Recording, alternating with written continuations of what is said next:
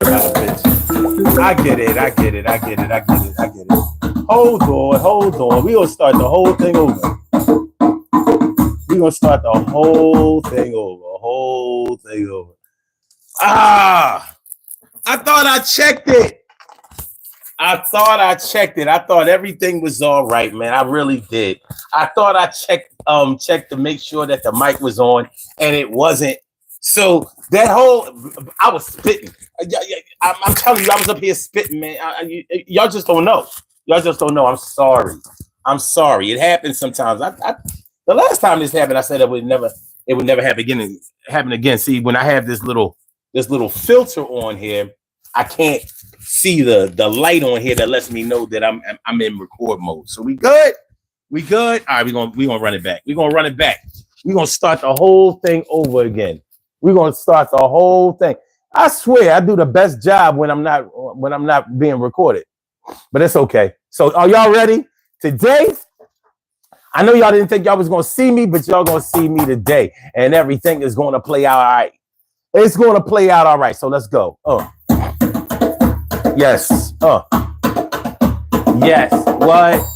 Yeah, we got something to talk about today, y'all. So let's get it popping. Yo, the things that I was saying with no sound, I'm still going to make sure that it's still down like a submarine. And I ask myself, why, how come I'm still here where others had to die? But while I'm still here, I still got to make sure that I reduce my stress and don't have no mess. Test me, it's something that you shouldn't do. But right now, I'm going to give a little quiz to you.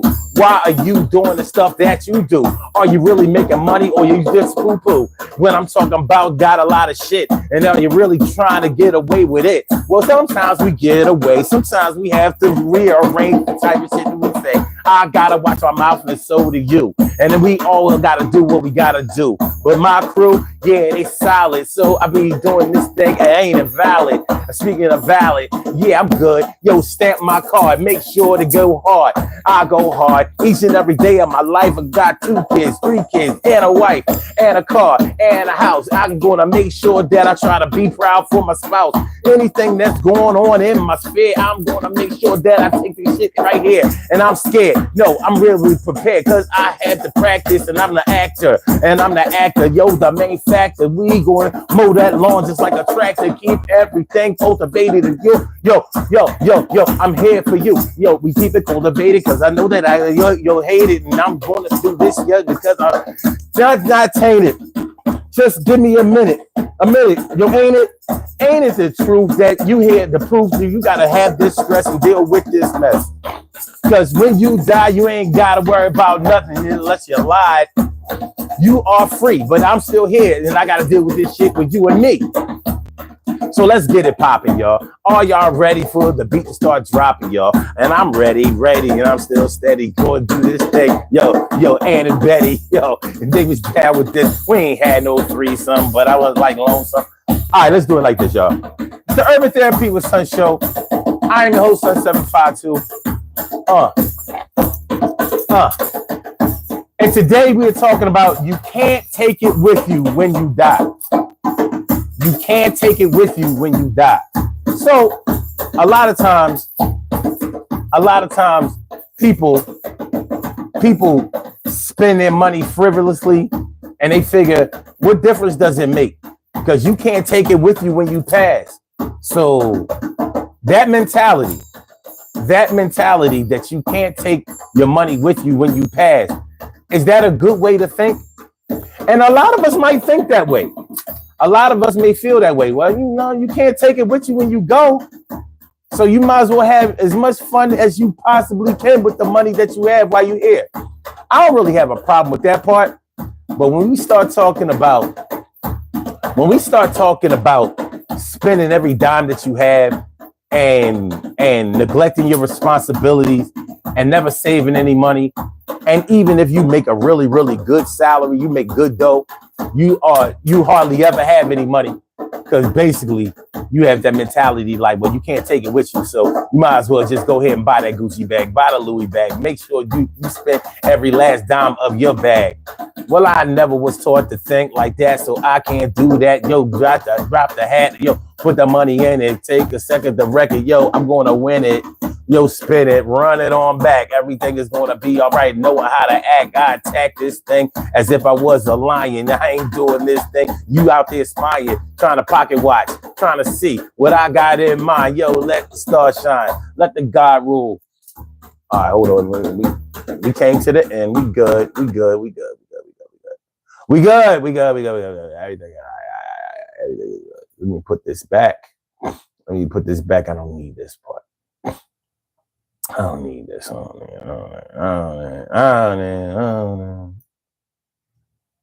a minute. Wayne minute. Hold on. Give me a second. I always have a problem putting this thing here. Get it in here. Okay. Do it like that. Yeah, got it. Put it right back where it's supposed to be. Put it right there where it's supposed to be. How y'all feeling today, man? Sunday, the 5th of January, the first 5th of the year, the first month of the year, the first Sunday of the year, and we are here. I hope y'all feeling like real men and women should, because I'm feeling like a real man should, and everything is going to be good. We are talking about you can't take it with you when you go. Can't take it with you when you go. Now, if y'all didn't or don't understand what I'm talking about when I talk about that, a lot of people feel like you should just go ahead and spend the money that you have and get the things that you want or like or whatever, because when your eyes close for the last time and you're no longer here in your physical form, you can't take all of that money with you. Well, evidently, the ancient Egyptians didn't look at it that way. The ancient Egyptians didn't look at it like you couldn't take it with you. They buried that money, the jewels, and that all your possessions right there with you. Don Drummond, what's going on, my dude? Good to see you, young boy. Good to see you. Yo, man, check out the man, Don Drummond. He's just a young cat, out there trying to get his drum on. He's a young drummer trying to learn. He delves into the history of drumming and all that. He's doing his musician thing. He's doing his thing too. So check his channel out. Let him know that you are in the building and that you representing. He's a good kid. I appreciate you. Appreciate you being down. I really do. All right. So, like I was saying before, a lot of people feel like since you can't take the money that you make with you, you might as well just go ahead and buy whatever you want. So if you see it, you like it, go ahead and cop it. I don't know. I don't agree with that. I've never lived my life that way. I've always felt like you should always stack your chips. You should always be like a squirrel does or a chipmunk. Take your nuts, put some away, eat what you hungry for right now. Make sure you have some for later. I mean, to me, it makes perfect sense to do that because just like an animal does not know if food is going to be available every time it goes out, especially animals that are semi-domesticated. And what I mean by being semi-domesticated is this. You can still be a wild animal like a squirrel, but still depend on the generosity of human beings. People feed squirrels. People feed cats. People feed dogs. People feed raccoons and possums and all that kind of shit. They're like, yeah, you eat trash, right? Well, I got enough. I got a lot of trash. So you can just come around here on trash day, tear the trash out. You know what I mean? I started to buy an aluminum trash can so you couldn't break in it. But I said, nah. Nah. Okay. Mm-hmm. Oh, man, I see this is going to be an allergy day. This is going to be an allergy day. And, of course, that would crop up exactly when I don't have any allergy medicine, but that's okay. Still we rise, y'all. Still we rise. So what are y'all feelings on that? What are y'all initial feelings?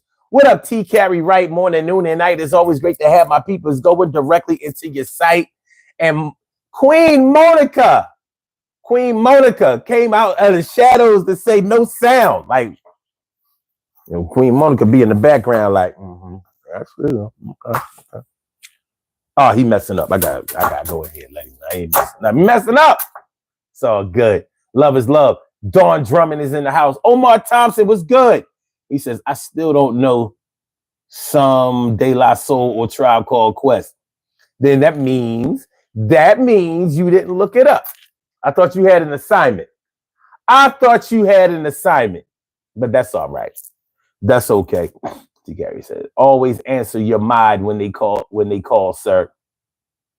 But the music was on, and it would have been too much to answer a call at that time. It would have been too much to answer the call at that time. But I knew what that call had to be. So it's almost like I said, T. Carey, right, morning, noon, and night. It's always great to have my people go with it. I know there's certain things I know. I've been doing this long enough to know some things. So what y'all know? What do y'all know? All right. So can't take it with you when you're gone. Can't take it with you when you die.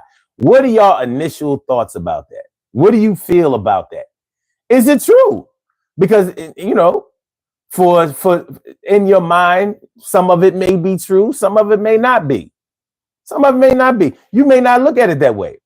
You know, you may not look at it like you can't take it with you. Maybe you feel like, well, no, don't let me put it that way. Let me flip it around. Maybe you feel like because you can't physically take it with you to the afterlife, shoot, you can't even take your body with you when you die, right? So how are you going to take the money that you've made with you? Now, I could understand that from the standpoint of not being a miser, not being a Scrooge. You know, I was about to start drinking this tea, and then something just occurred to me. I ain't putting no sweetener in this. And I know I didn't. How do I know I didn't? Because I don't remember putting none in there. So let me get this pot right. I'm still here, y'all. But yeah. We can't even take our physical body with us when we pass. So we know we can't take our money with us. But yeah, the ancient Egyptians didn't seem to look at it that way. They were like, look, if you had rings and other whatever kind of jewelry you wore, if you had it when you were alive, you taking it with you when you pass. If you were like a pharaoh or, you know, some type of respected leader, somebody high class, high ranked, in Egyptian culture, y'all know how that go. You know, we can get the history books on up in here to support that notion, so to speak. It might be sweet enough. I don't know. Maybe I'm not mature enough or evolved enough not to. I may not be mature enough or evolved enough to drink unsweetened tea. I don't like it. I can do it, but I prefer not to. I don't like unsweetened tea. I ain't with all of that. I'm like, well, how come I can't just make it taste good? You know, I ain't diabetic. I gotta make sure that before I'm diabetic, I gotta get my time in. And I have to say that because it seems like there's a certain push out there or promotion to make sure that everybody is diabetic before they leave this earth. You gotta get cancer, heart disease, or diabetes before you go. Like, wait. Unless you get stopped by murder, we need to get you into the doctor's office on a regular basis. Get you outfitted with a little. Get you outfitted with a little with some medicine. Art of Mind 559. What's going on, my dude? How you feeling? Good to see you. Just hunkering down for the blizzard, right? Hunkering down for the blizzard. You know, if you're anything like me, man, you be hoping that, man, I ain't trying no blizzard, man. It ain't gonna come. They wrong. They've been wrong before. They better be wrong this time. Do me a favor, y'all. Hit the like button, share the show, subscribe to the channel if you haven't subscribed to the channel yet. Hit the like button, share the show, subscribe to the channel if you haven't subscribed to the channel yet. This is the Urban Therapy with Sun show. As a matter of fact, let's do this. Urban Therapy with Sun 752, and this is the Urban Therapy with Sun show. We do this every single Sunday from 1 p.m., 2 p.m. till around 3:30-ish. And the reason that we say 3:30-ish is because sometimes it gets so heated that we just have to do a little OT on a Sunday. And it is Sunday. This is the show where adults come out and play with other adults. We laugh, we cry, we argue, fuss, and fight, go back and forth with each other, bust it up all crazy. We take an introspective look into our own personality to see the way that the universe projects us into this thing called the world and try to figure out this thing called life.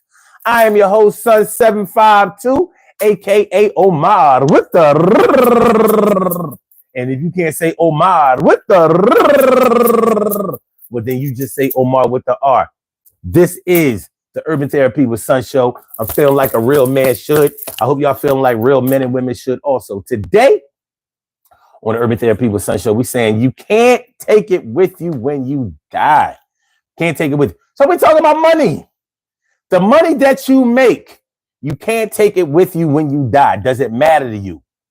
Does that give you the green light? Does that give you the right? Does that give you the feeling? Does it give you the notion? Does that make you want to go out and shop till you drop? Does that make you not want to really save your money? Does that discourage you from putting your money in the bank? Does that make you either want to make as much money as possible or actually actively make at least money as possible? I don't know. I guess the way that I feel, the way that I was raised, the way I've been brought up. Hold on. You have a call. Okay. Caller, hold on just a second. We're going to be right with you. Let me just finish up a few things here, and then I will definitely take your call. So just give me a couple of minutes. All right. So the way I was brought up was my dad used to say, work hard and save your money. He used to say that all the time. Work hard and save your money. That it was like etched in my mind. It was like it was tattooed on the inside of my eyelids. So when I close my eyes, I can see work hard, save your money. He always understood the value of having some left over because you're always going to need it. I don't care what you do in your life. Let's say you like to go party. You know, when you go party, especially when you're drinking or smoking or drugging or whatever you're doing, you know, you may not, even if you don't drink or use any kind of substances, people who party spend money. You might not drink. You may spend money on people who drink. You may go out to party, meet people and buy things for them. You may be a trick. So you out here, you know, trying to get some extracurricular back, as my man used to say. Yeah, you know, get some back. That was a cool way that he used to be able to keep from cursing when he was talking about getting some ass.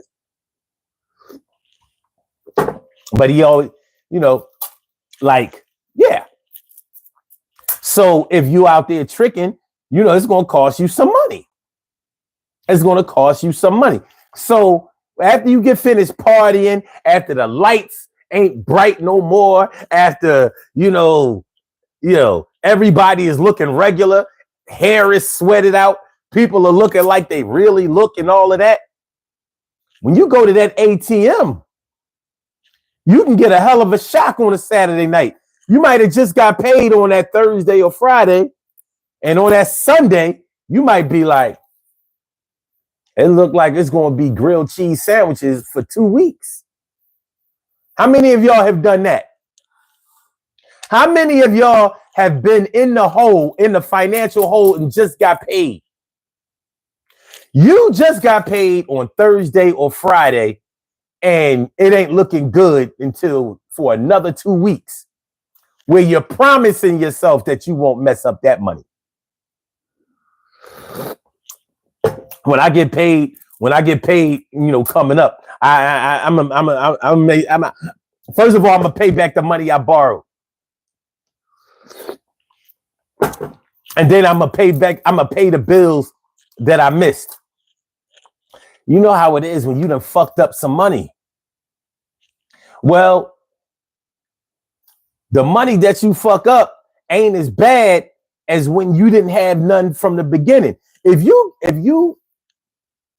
get paid and you on zero, we got a problem, Houston, because that means you didn't save any. Now, how many of y'all have taken on the mantra that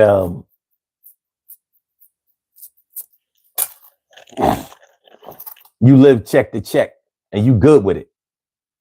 I mean, people live check to check. People live check to check, and sometimes they all right with that. Live check to check. Let me ask a better question, because this is the question that I actually wanted to ask. I didn't want to ask about living check to check. I wanted to ask about how many people don't believe that they have enough money to save. Some people believe that they don't make enough money to save. Saving money is definitely a mentality. And if you make yourself believe that you don't have enough or don't make enough money to save, then you don't. And you won't. You don't and you won't have enough money to save if you believe that you don't make enough money to save. And I always wonder, how do you not have enough money to save? Let me see. Access to Rome. I didn't see you. I ain't see you in there. You know, you in there in the cut. I see you between comments. I didn't see you. Thanks for coming through, man. I appreciate you. And Shirley Cheryl, the world's most precious and greatest pearl in the world. Shirley Cheryl, the world's most precious and greatest pearl in the world. Appreciate you. Okay, Access to the Room says that drink looks like it tastes good with that lemon in it. Yeah, this is pretty good. Now, before I put this, put some I put some pure, what kind of, what is it? Raw sugar. That's what I used today. I didn't use honey today. Normally I use raw honey, but today I just used some raw sugar. I got two kinds. Hold on, let me show y'all.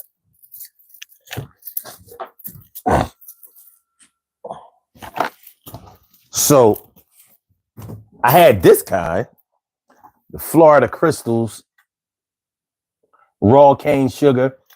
I know this camera is inverted where y'all can't see. And then you got this kind. I just bought this the other day. Raw cane sugar. I get raw. So this is, sugar itself is addictive. But at least I'm not trying to be on that high fructose corn syrup type of thing. Anything but high fructose corn syrup. We don't want to do that. But yeah, not having enough money to save. A lot of people believe that they don't have enough money to save. And if you don't have any, like T. Carey Wright said, you always have enough money to save. You just have to commit to saving it. Just like you commit to spending your money. A lot of people actually consciously submit to spending money. They make more bills for themselves than they can pay. Make more bills for yourself than you can pay. So you buy a car that's more expensive than you need to be able to. You buy a car that's more expensive than you can afford, and maybe you live in an apartment or even a house. I'm hesitant to say a house because I'm of the belief that if you buy a house, you gotta be smarter with money. Like, if you buy a house that you can't afford the mortgage on, I don't know what to tell you.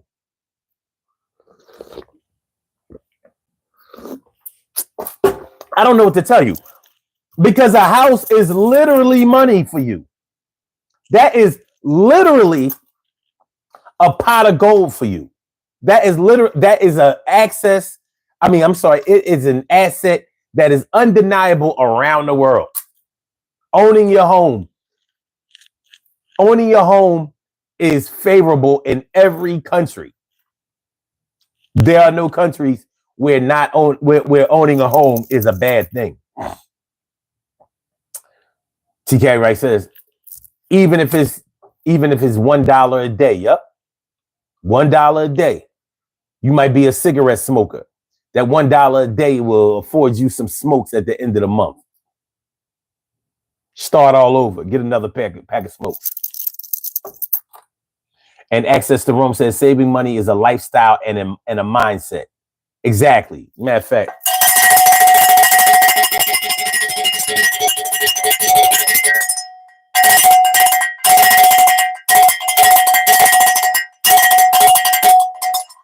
Because that's exactly how saving money is absolutely a mindset. And spending money is a mindset. So when I hear people say, well, you can't take it with you when you die, you can't take it with you. That's absolutely a mindset. One thing is for sure, I would never go into business. I would never go into business with somebody who believed or was of the mindset that you can't take it with you when you die. I would never do that. Now, I mean, you could gamble all you want to gamble. Of course, gambling is a mindset too, right?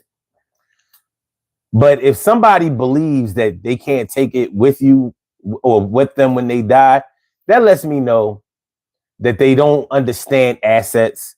They don't understand legacy. They don't understand estate. Your estate, the money that you generate, the things that you own is your estate.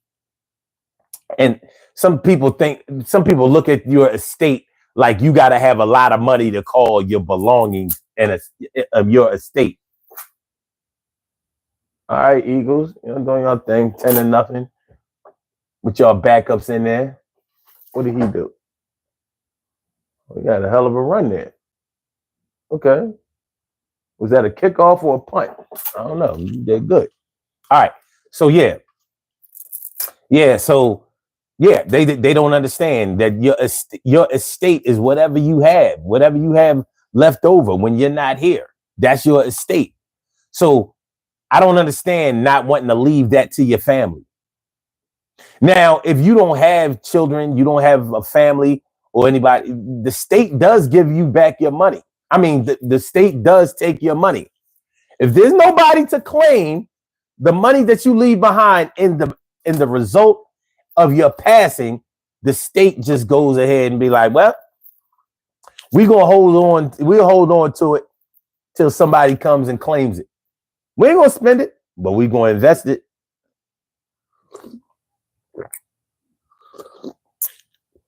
It'll be here if somebody comes along and claims it. Omar Thompson says, I still don't know some De La Soul or Tribe Called Quest. Okay, so you on that. Okay, all right, cool. Access to Room says, I honestly believe my parents should have taught me how to save money, but I had to learn by myself. Okay. I say as long as you figured it out, as long as you got there, then you good. All right. Caller with the last numbers, 1132. Are you ready? Yep. All right, let's go. What's on your mind this afternoon? First of all, I want to thank you for holding. Appreciate that. So what we talking about today? First of all, my whole feet is on the world's neck. That's the way I'm feeling right now. Say that. I'm sorry. Say that again. My feet is on the world's neck. Your feet are on the world's neck? My feet is on the world's neck. Meaning I am pissed off. Okay. Okay. All right. Second of all, I am one person. I am not responsible for nobody but myself. I have no children. It is not in my world. It's not easy for me to save. And I've been on both sides of the fence. And I had a house and I have an apartment. The house did not work out for me, but the apartment is working for me. I have not been able to save, but however, God has made a way for me. I'm able to get the things that I need. I'm able to get the things that I want. I look at my card I can get the foods that I want, not the foods that I need. I always could get anything that I want. Now, as far as luxury is concerned, that goes in my apartment, not on me. As far as clothes, Okay. I'm lucky if I have $50 in my pocket, but I'm cool with that because I'm taking care of myself. And every now and then, my family will come in, but I do it on my own, and I'm glad with that. No, my mother taught me everything, but she did not teach me how to save. But I'm trying to learn how to save, but it's hard to save when it's just you at one income. Oh yeah. And it's hard to say when something always come up. You end up going in, and lucky when something comes up, you have it to be able to take care of it. Okay. You know, and it's just one that I'm so glad I don't smoke. I'm glad I ain't got a drinking problem. I'm glad I ain't got a gambling problem. Because where would the money go? I wouldn't have nothing. So my enjoyment come from my spending when I can go and get what I want. You know what I'm saying? I could go and I could purchase something for my home and make my home. I could go out if I want to, but I make my home as comfortable as I possibly can. When I had a pet, my pet was straight. He had everything he needed. So about this saving stuff, it's hard. That's why I was looking for a partner that was better than me, not cockier than me, but better than me when it comes to saving. Because that's the area that I'm lacking in. We don't need to be the same. Okay. You don't need to be the same. What need to be, I need to show me how to fish so I can continue to fish. So when he ain't here, I'll know how to save. I do not know how to do that. I live in the moment. I hope we could take things beyond when we die. But until then, I'm going to have my fun now. And I'm going to live the way I want to live now. Okay. And that's all I got to say about that. I want to live where I want to live now.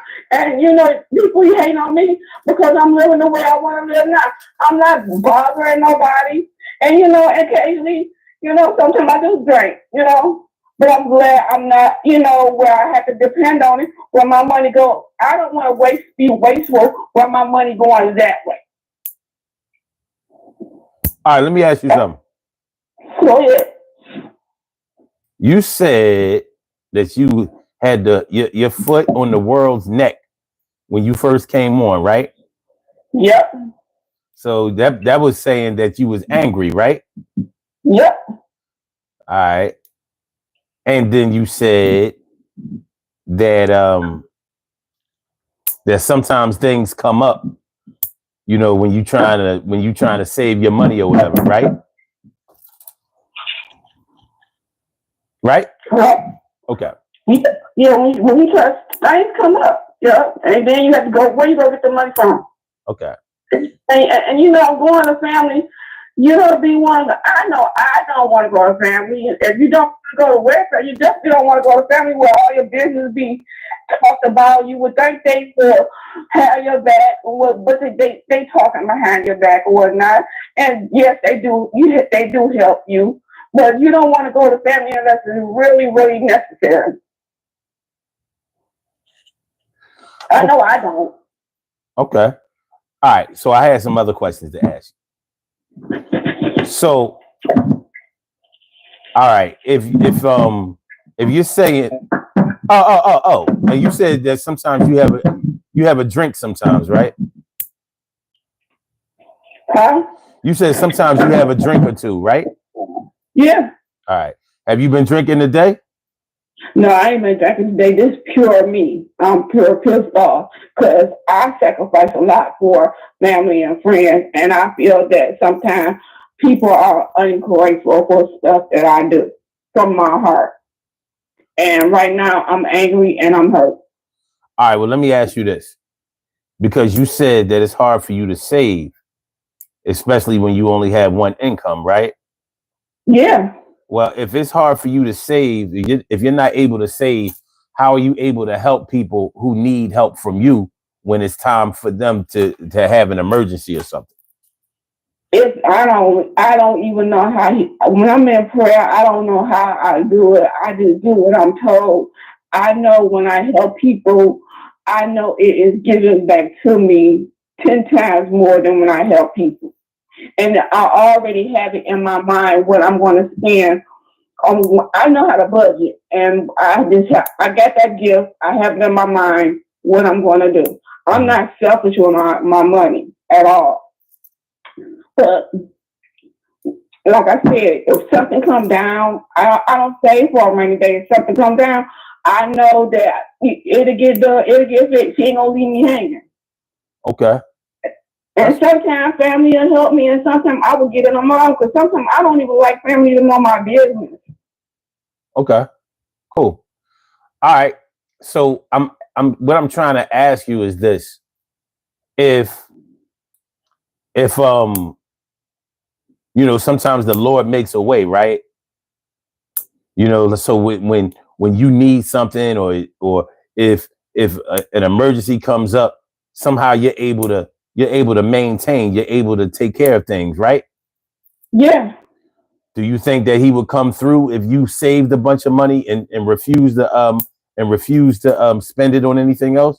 Do you think that do you think that maybe he would still come through and make a way for you to be able to get the things that you need in an emergency without having to go into your savings?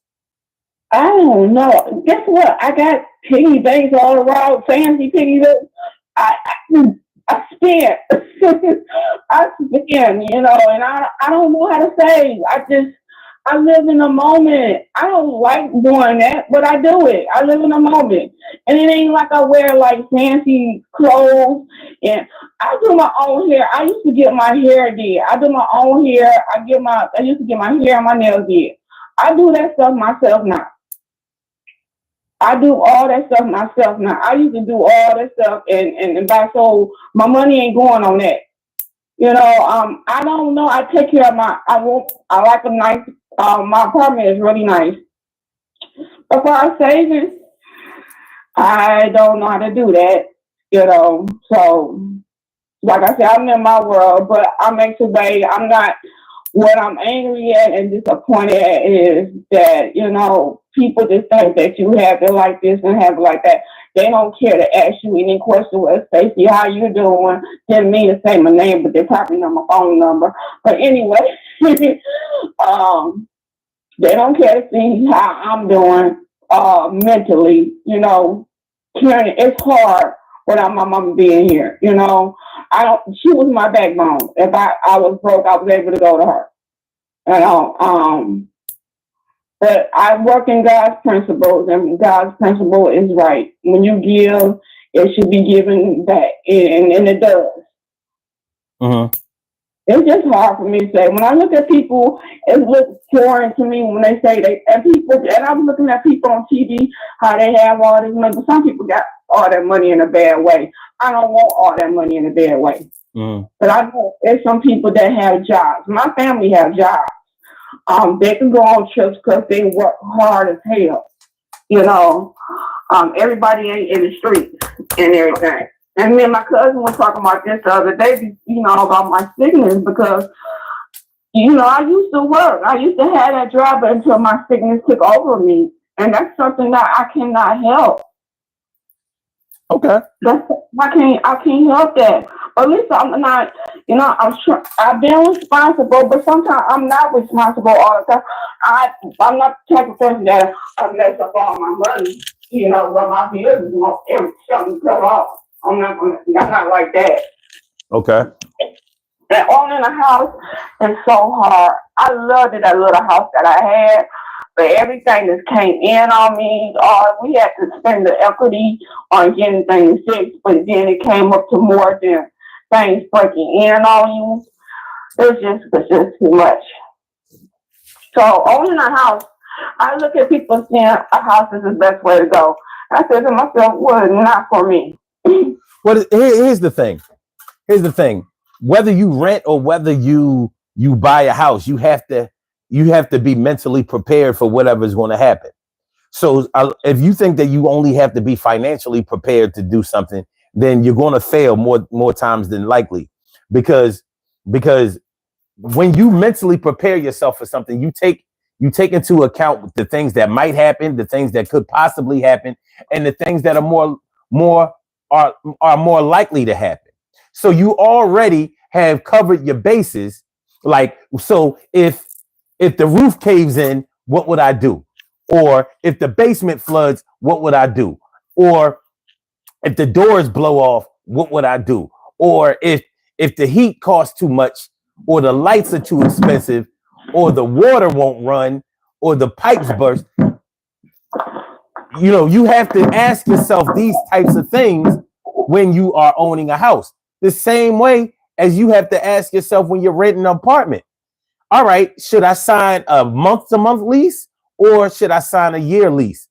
Because even if you're living in an apartment, you have to take into consideration that the time may come where you may not have a job somewhere during the time when you're living where you're living, and your landlord is not just going to take into consideration that you're not working, so he's not going to get paid. He only is able to feed his family because you pay. Hold on. Let me finish. So the mental part of buying anything is something that you have to do. And when you skip the mental part and just figure, like, it's just like saying, well, I got this much money in my hand, so I can afford to buy whatever this money whatever this money will pay for. You can't afford something just because you have the money. You can afford something because you can pay for whatever you want to buy and have money left over. That's what affording something that's what it means. So a lot of people don't understand what affording something means. So let's say if you make let's say on your job you make $50,000 a year. So you figure, well, a car that costs $40,000 a year, I can afford that because I make $50,000 a year. Totally forgetting the part that you don't take home $50,000 a year. That's what you make before taxes. The tax man is busting your ass back down to $35,000 a year or less. You understand what I'm saying? So without really thinking things through, you're going to make a lot of mistakes.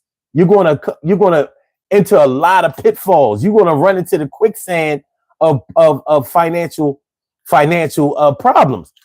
Now, I'm saying all of that to say this. We're talking about you can't take the money with you when you die. Now, in my world, planning for your end is something everybody should do because the end is inevitable. So whether you think your end is going to come next week or whether you think your end is going to come 40 years from now, you should be ready. So when you say, well, I can't take the money with me, you don't know how long you're going to live. Because not being able to take the money with you is one thing. Not having enough money to sustain your lifestyle or take care of yourself while you're here is a whole different thing. So yeah, money won't buy you in the heaven or the afterlife or whatever happens to you when you die. Yeah, money can't help you there, but it can sure help you while you're alive and maybe need medicine or care, or food or shelter. You never know if you're going to have people around you to help you out when you get into your old age. If you reach old age, you don't know. You don't know if you might need a caregiver instead of having a niece or a nephew or a son or a daughter. And I have to say that because plenty of people have children, biological children, sons and daughters who they never really had a good relationship with. And now the kids don't want to take care of mommy or daddy. in their old age. So they might have to get a caregiver. They might have to get a neighbor. They might have a better relationship with a niece or a nephew, maybe even a grandchild. So you don't know who you're going to be able to depend on. So it's important to be able to have a couple of dollars on hand to be able to get your shit. Even if you just have to use your money to be able to buy groceries online that will be delivered to you because you can't get to the store. So the can't take it with you thing, it goes deeper than a lot of people give it credit for. So while you out there spending money on jewelry and cars and partying and top shelf liquor, it's something you should take into consideration. Yeah, as far as my grandmother and my mother got me straight on, like, we ain't gonna all be here. I'm straight on their part, for, case something happened to me, like, death and everything. I'm all right with that. But when I'm talking about, like, when that house was hell in the end, pipes breaking open in the bathroom, no hot water in the bathroom, the basement caved in, damn sink water going on. It was just a fucking nightmare, And then I'm like, how you sell that? He sold it to one of his friends, and his friend took the house up, and it looked rich. I don't know how it looked, but everything is working now. But when I was in there, it was a living hell in the end. But now, knock on wood, I'm peaceful. If anything breaks down, they're here to fix it right away. Yeah. And that's what I live like I live, because I'm on I see people still, people have fun or whatnot. I like to have fun. I like to have fun, and I like what I like. I don't wear like designer stuff. My stuff be nice. My clothes be nice looking and everything. I don't like no cheap stuff, and if I was wearing cheap stuff, I ain't gonna tell it. You wear the clothes don't wear you, But I'm doing real good, and I'm proud of myself.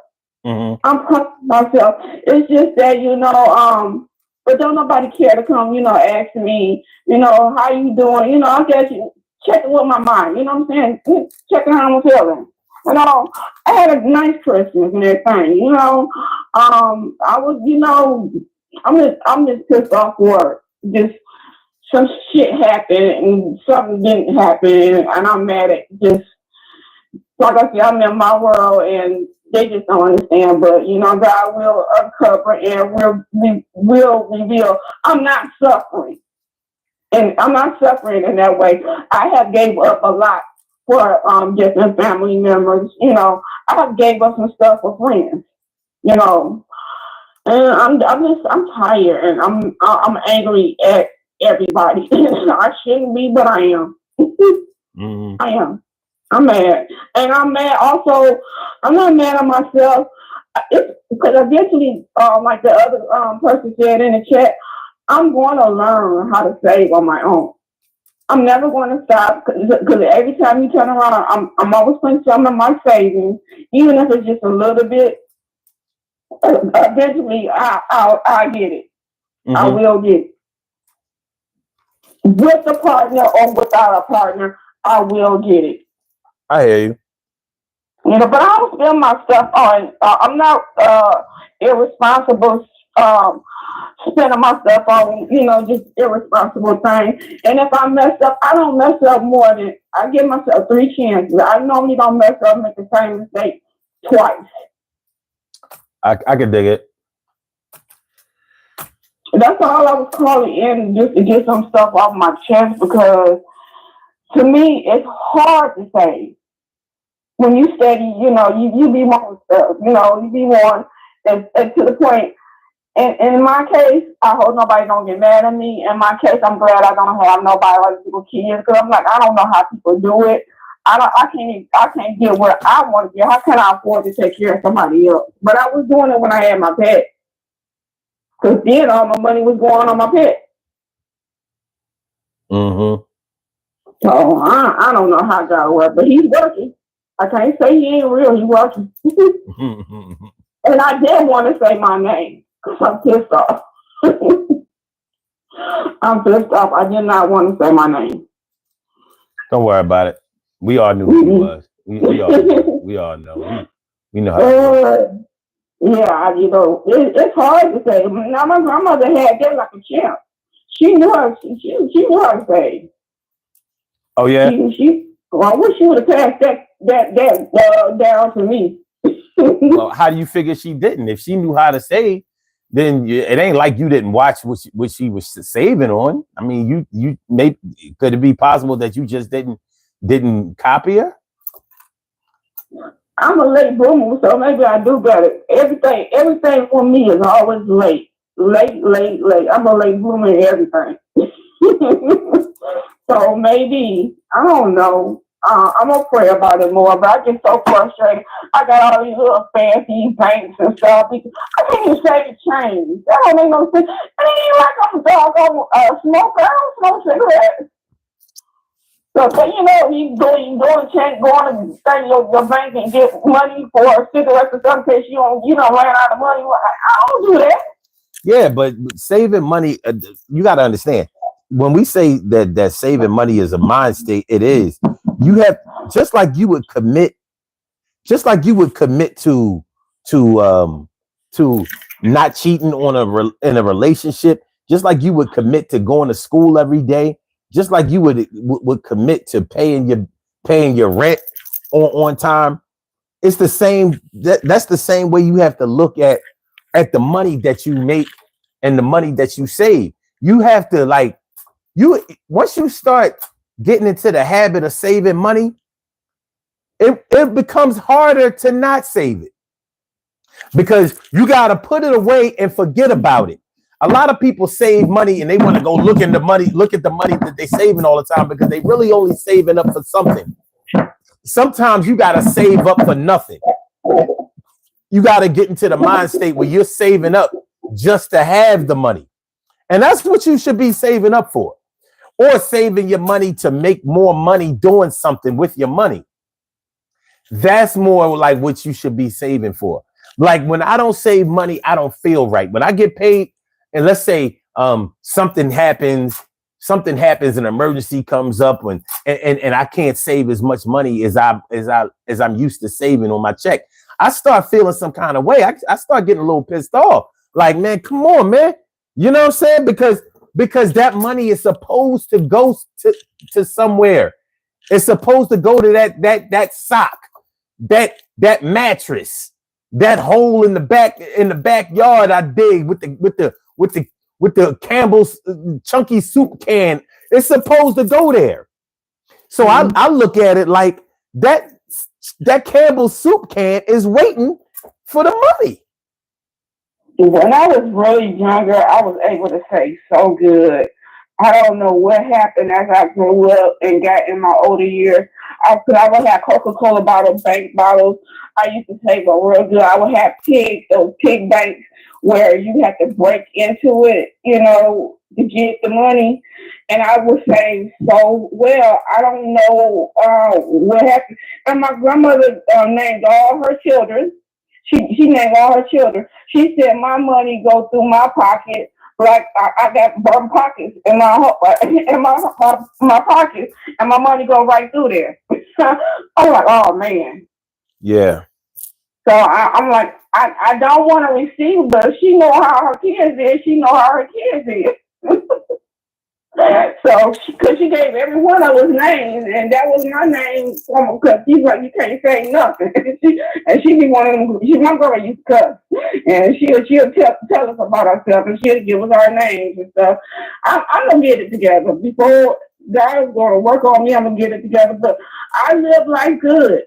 Okay. I live life good, and. Like I said, I don't have that name brand stuff, but my house is comfortable. Okay.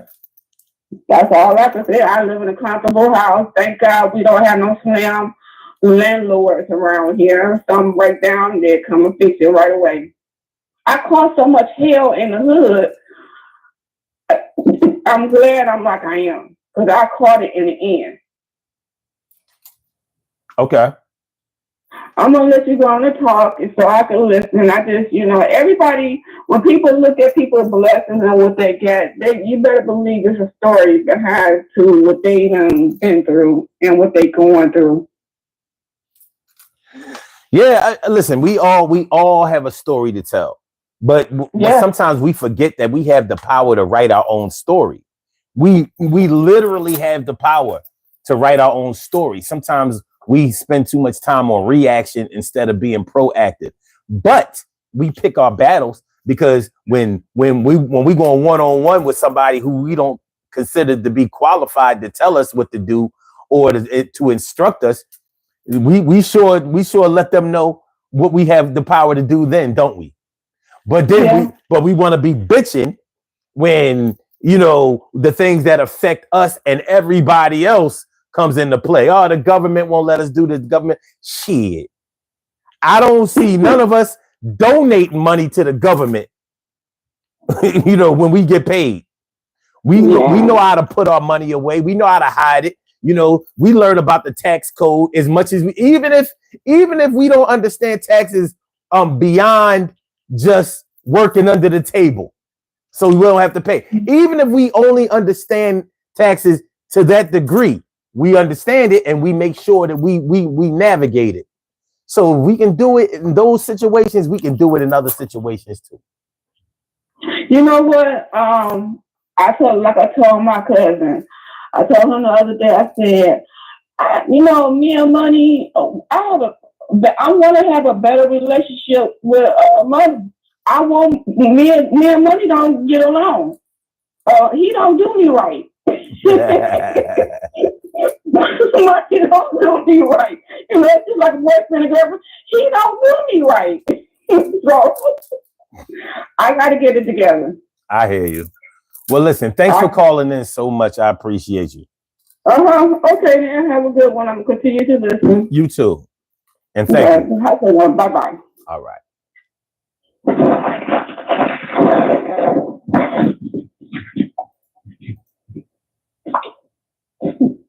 What the hell? Okay. Good stuff. Good stuff. Appreciate y'all, man. Appreciate y'all. All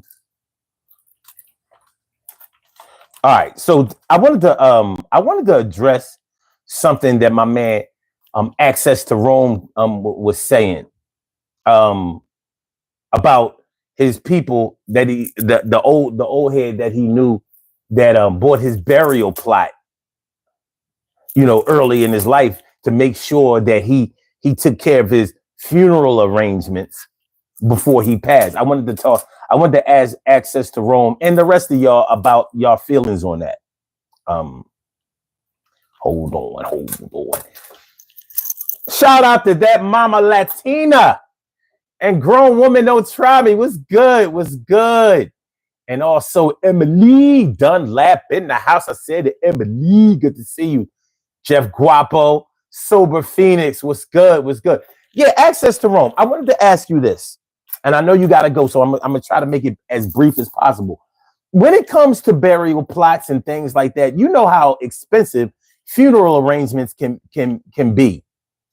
Do you think that it's financially wise to spend a lot of money on your funeral arrangements when especially if you're paying for them yourself, because you're not here? Your body isn't going to be preserved. Well, unless your people request it. Hold on. You have a call. All right, caller with the last number is 5982. Hold on just a second. Hold on just a second. I'm going to answer your call as soon as I finish asking this question. All right. So yeah, when it comes to funeral arrangements, we're talking about what you have to pay the hospital or coroner when they handle your body. We have to talk about the undertaker or the mortician, the funeral home or whatever, if they have to handle your body, or if you belong to a church, a lot of times churches will pick up the cost of the funeral and things like that. But there's still a lot to be paid for. Preparing the body costs thousands of dollars. Caskets cost thousands of dollars. Burial plots cost thousands of dollars.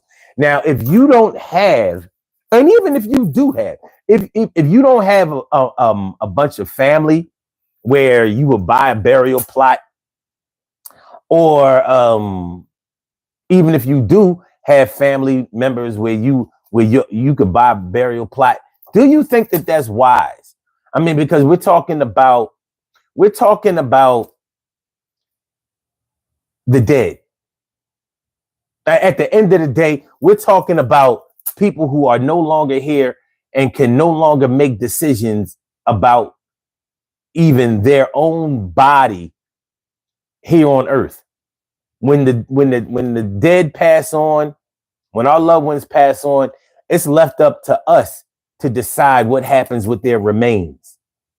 So the same way, I'm wondering if the same way that we would save up for a car, save up for a house, save up for whatever material item that you would want to buy. And people may have things to say about that, opinions on that, whether it's a good idea, bad idea, whatever, based on whether it actually makes money from you. I mean, makes money for you or takes money from you. When you start talking about a burial plot, like for you, maybe your spouse, your children or whatever, like, is that really, like, we're talking about thousands of dollars, more than $10,000, more than, yeah, it costs a lot. Why are we doing it? I mean, we talk about idol worship and things like that. I don't know. I'm wondering about this because I'm thinking, so the money that we spend on a burial plot to preserve our remains, so to speak, in a casket, could our family that are living possibly use that money? Now, you may have life insurance and you may leave them a bunch of money besides the burial money. But, me being a black man, growing up in a black family, growing up in the black community and being groomed, honed, taught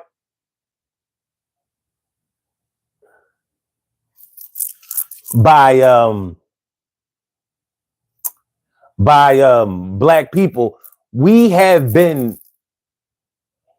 has been ingrained in us to always think about what we're going to get in the afterlife. Heaven, land of milk and honey, streets paved with gold. Don't worry about what you're going through here in this world. When you die, you'll get everything that you're looking for. Jesus is going to take care of you. And I'm not saying that to be blasphemous towards Christianity at all. But, I honestly believe that you have the right to live a good life here. And you may need as much money as possible to live a good life here.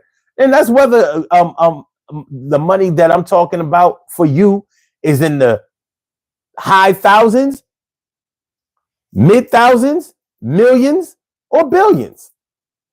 That's up to you.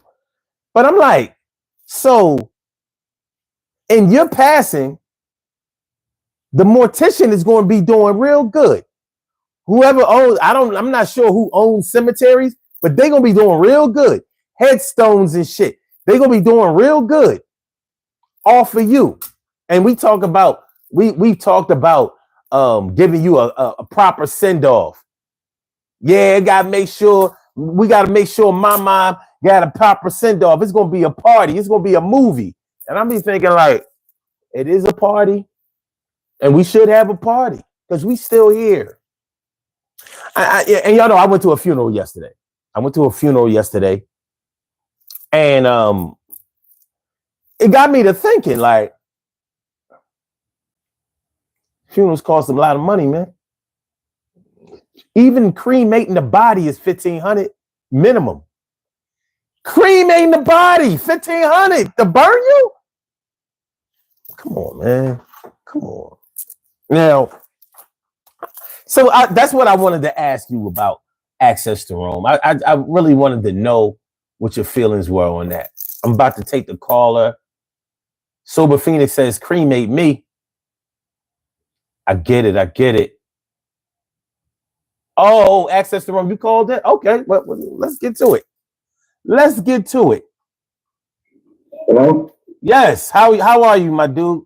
Thanks for calling in. What's up, brother? How you doing? Man, I feel like a real man should. I really appreciate you calling in. This is great. Ain't no problem. Ain't no problem. I'm really glad that you had me on. I mean, I've been thinking about calling in for a while, but this is the first time I got the nerve to make that step. But so my opinion on that is, but let me give you the backstory on the guy who I'm telling you about. Okay. So this was a Chinese man that I had the opportunity to end up like renting a room from. And the more, I was around him, I learned that he had a wife and stuff at one point in time. And he had a lifestyle, you know what I'm saying? But it's kind of like tattered. His history is tattered. I mean, he left a whole biography and everything. I mean, he was a security guard. He was I can't really think of everything, but bottom line is he ended up needing me and my girlfriend to help him because he had aged, and him and his wife had divorced, and he was the only one in the house, and he had nobody. So like I'm saying, the more we talked to him, we learned that he already had his stuff. Like, not really sure how he got his money. I mean, I think he was more than a security guard, but I forget. But anyway, this was a while ago. But yeah, he already had his suitcase ready in case something happened to him. The funeral home would have been alerted to come and get his body, and I'm not sure how he would have got his belongings. I'm not sure, but I mean, he already had it set up, and he had like a note on his suitcase. He was ready to go, and I believe, as a black man, I'm black. I just made 40 years old in August. I live out here in Maryland right now. Okay. But I think that if I could, I would make arrangements like that too. You know what I'm saying? Okay. I'm not sure how exactly he went off. See, the dude, he ended up hating me. He loved my girlfriend and all that at the time, but he hated my guts. He used to tell me I'm gonna die and all this and stuff, and just wished bad stuff on me. And I was just laughing because he was an old man. I didn't entertain it. But yeah, so I was really sad for him, that he was about to go out that way. And I knew that's why a lot of his anger come from. Probably besides the other stuff that, the girl was telling him, whatever he thought about me. But I was still inspired by him, that to eventually do it. I haven't did that yet, but yeah. I'd like, because I think I'm gonna end up alone, honestly. I think I'm gonna be a lone black man, and I might as well just go ahead and make those steps right now, because I really don't have a lot of people in my corner. But I think we as a people, we should do that. I mean, why couldn't we have control? I mean, who really knows how it's gonna go when we do pass? But if we do have that stuff structured, I think we should be able to have our own choice to what happens to our body, Yeah. I know I wouldn't want to be left in a morgue somewhere, or just get, probably double bunk somewhere, you know what I'm saying? With somebody else and tucked off, I ain't no telling what people do with bodies. I know everybody don't have respect for the dead. Okay, but yeah, you're right. A lot of people don't have respect for the dead, but what are you really respecting as far as the dead is concerned? Their body is going to disintegrate or animals are going to eat the body. They say ashes to ashes, dust to dust. So when the body returns to the earth, the bugs and stuff eat it, and it creates other life. Whether those are animal life, that's animal life or plant life. So, yeah, but my thought is it's still me how I take care of myself as a living human being. I would still want my body to be cared for, regardless of how it's gonna break down. Okay. I mean, it's like it's still mine. You know what I'm saying? It still was my. I know if by chance when I do die, yeah, I don't no longer live in that body, that shell, or that vessel, but it still was mine. You know what I'm saying? So I still care about it. You know what I'm talking about? Okay, I do understand. I get it. Yeah. So it's like, it's mine. So I would want to have some type of control over that. I mean, I know we don't have control over a lot of things, but that's just the way I'm looking at it. And I probably wouldn't have never looked at it that way if I didn't meet the Chinese man. Okay. Yeah, I guess the way I look at it more, I'm not worried about my body. I'm worried about my soul. Because that too, of course. Well, no, I don't think anybody can damage that. I think you damage that more while you're alive. But in the afterlife, I think it is what it is. It's a done deal. I know nobody. That's true. Yeah, I don't think But look at it from this point, though. If you look back at the Egyptian history, you see how they did most of the kings and pharaohs and stuff. They didn't just they mummified their body. You know what I'm saying? People who actually meant something to them, they didn't just discard them like trash. You know what I'm saying? Mm-hmm. I don't know what they did with the peasants, but I know that the kings and the queens and everybody who had some type of status, they handled them with care. Even down to to, let's say, somebody discovered one of their tombs and stuff like that, and they go in there try to rob the tomb. Uh-huh. They have to say booby trap, you know what I'm saying? To where they couldn't be stolen from, or if they were stolen from, they would end up cursed. So to me, that gave me another thought. They're like, okay, well, they cared about the body so much that they preserved it, and they preserved the skin. What do you think that they were right for trying to preserve the body?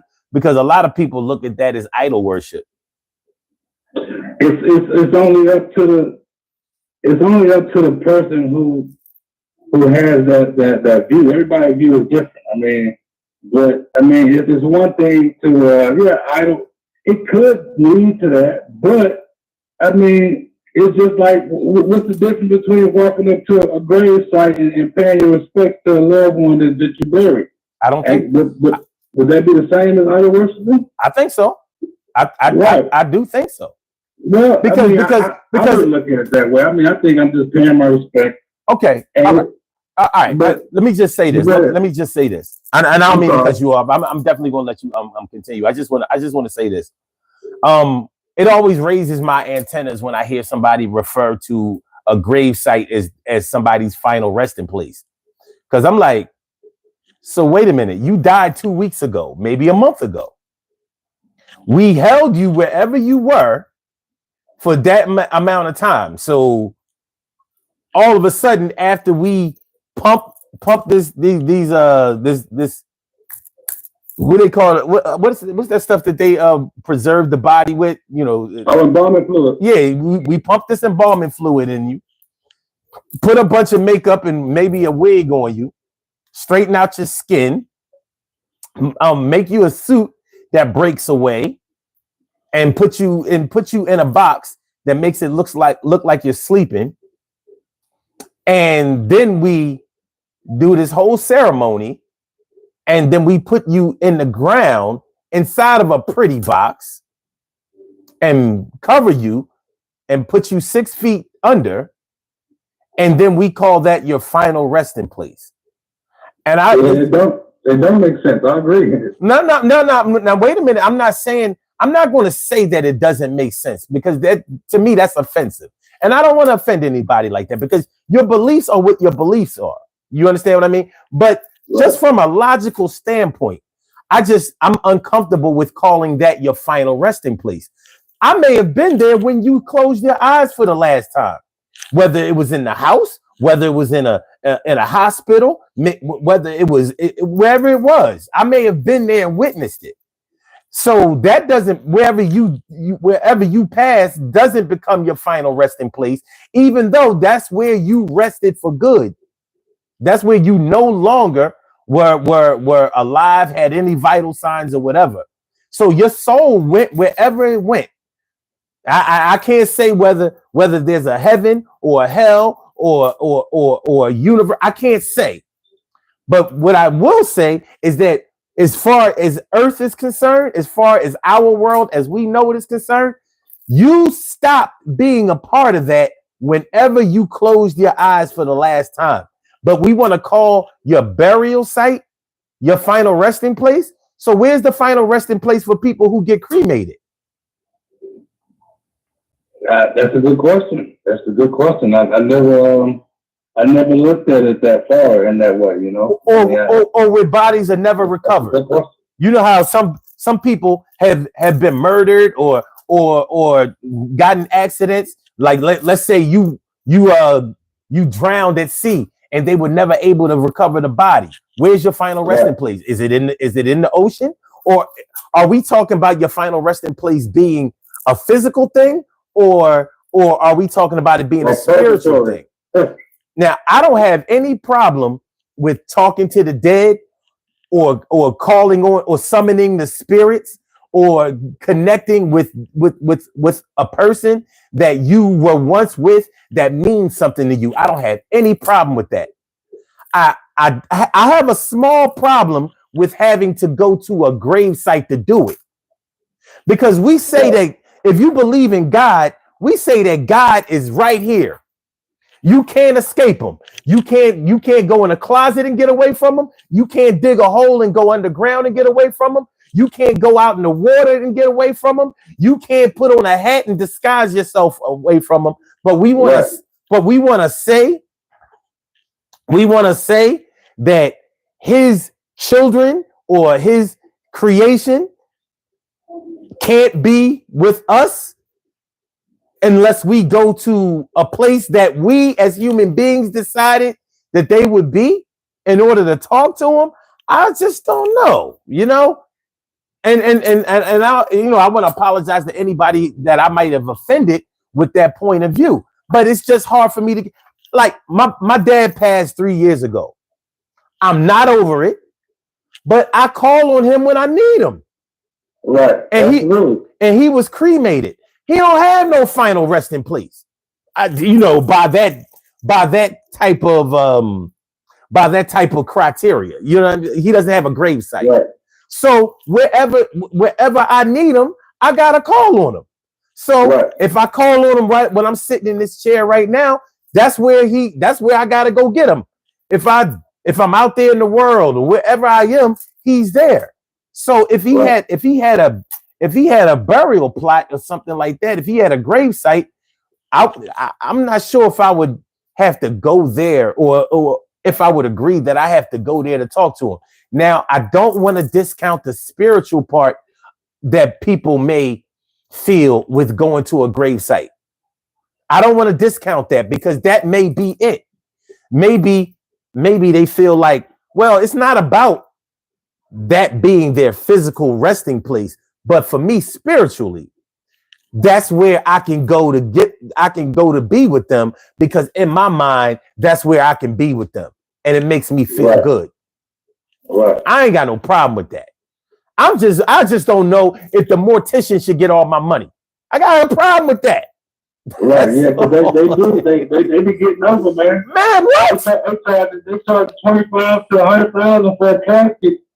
And and they man, from what I understand, that's a dirty game too, because it's a lot of crooked morticians out there too. Man, they talk nice to you. They be ripping people off. I've heard all kinds of scams from morticians. Man, they talking to you nice. Oh yeah, you can get these programs, these obituaries. They only gonna cost you $1,000. Like damn. Damn. I'm just, man. Listen, man. The funeral I went to yesterday, I'm checking out the obituary. I was like, this thing nice. This is magazine quality.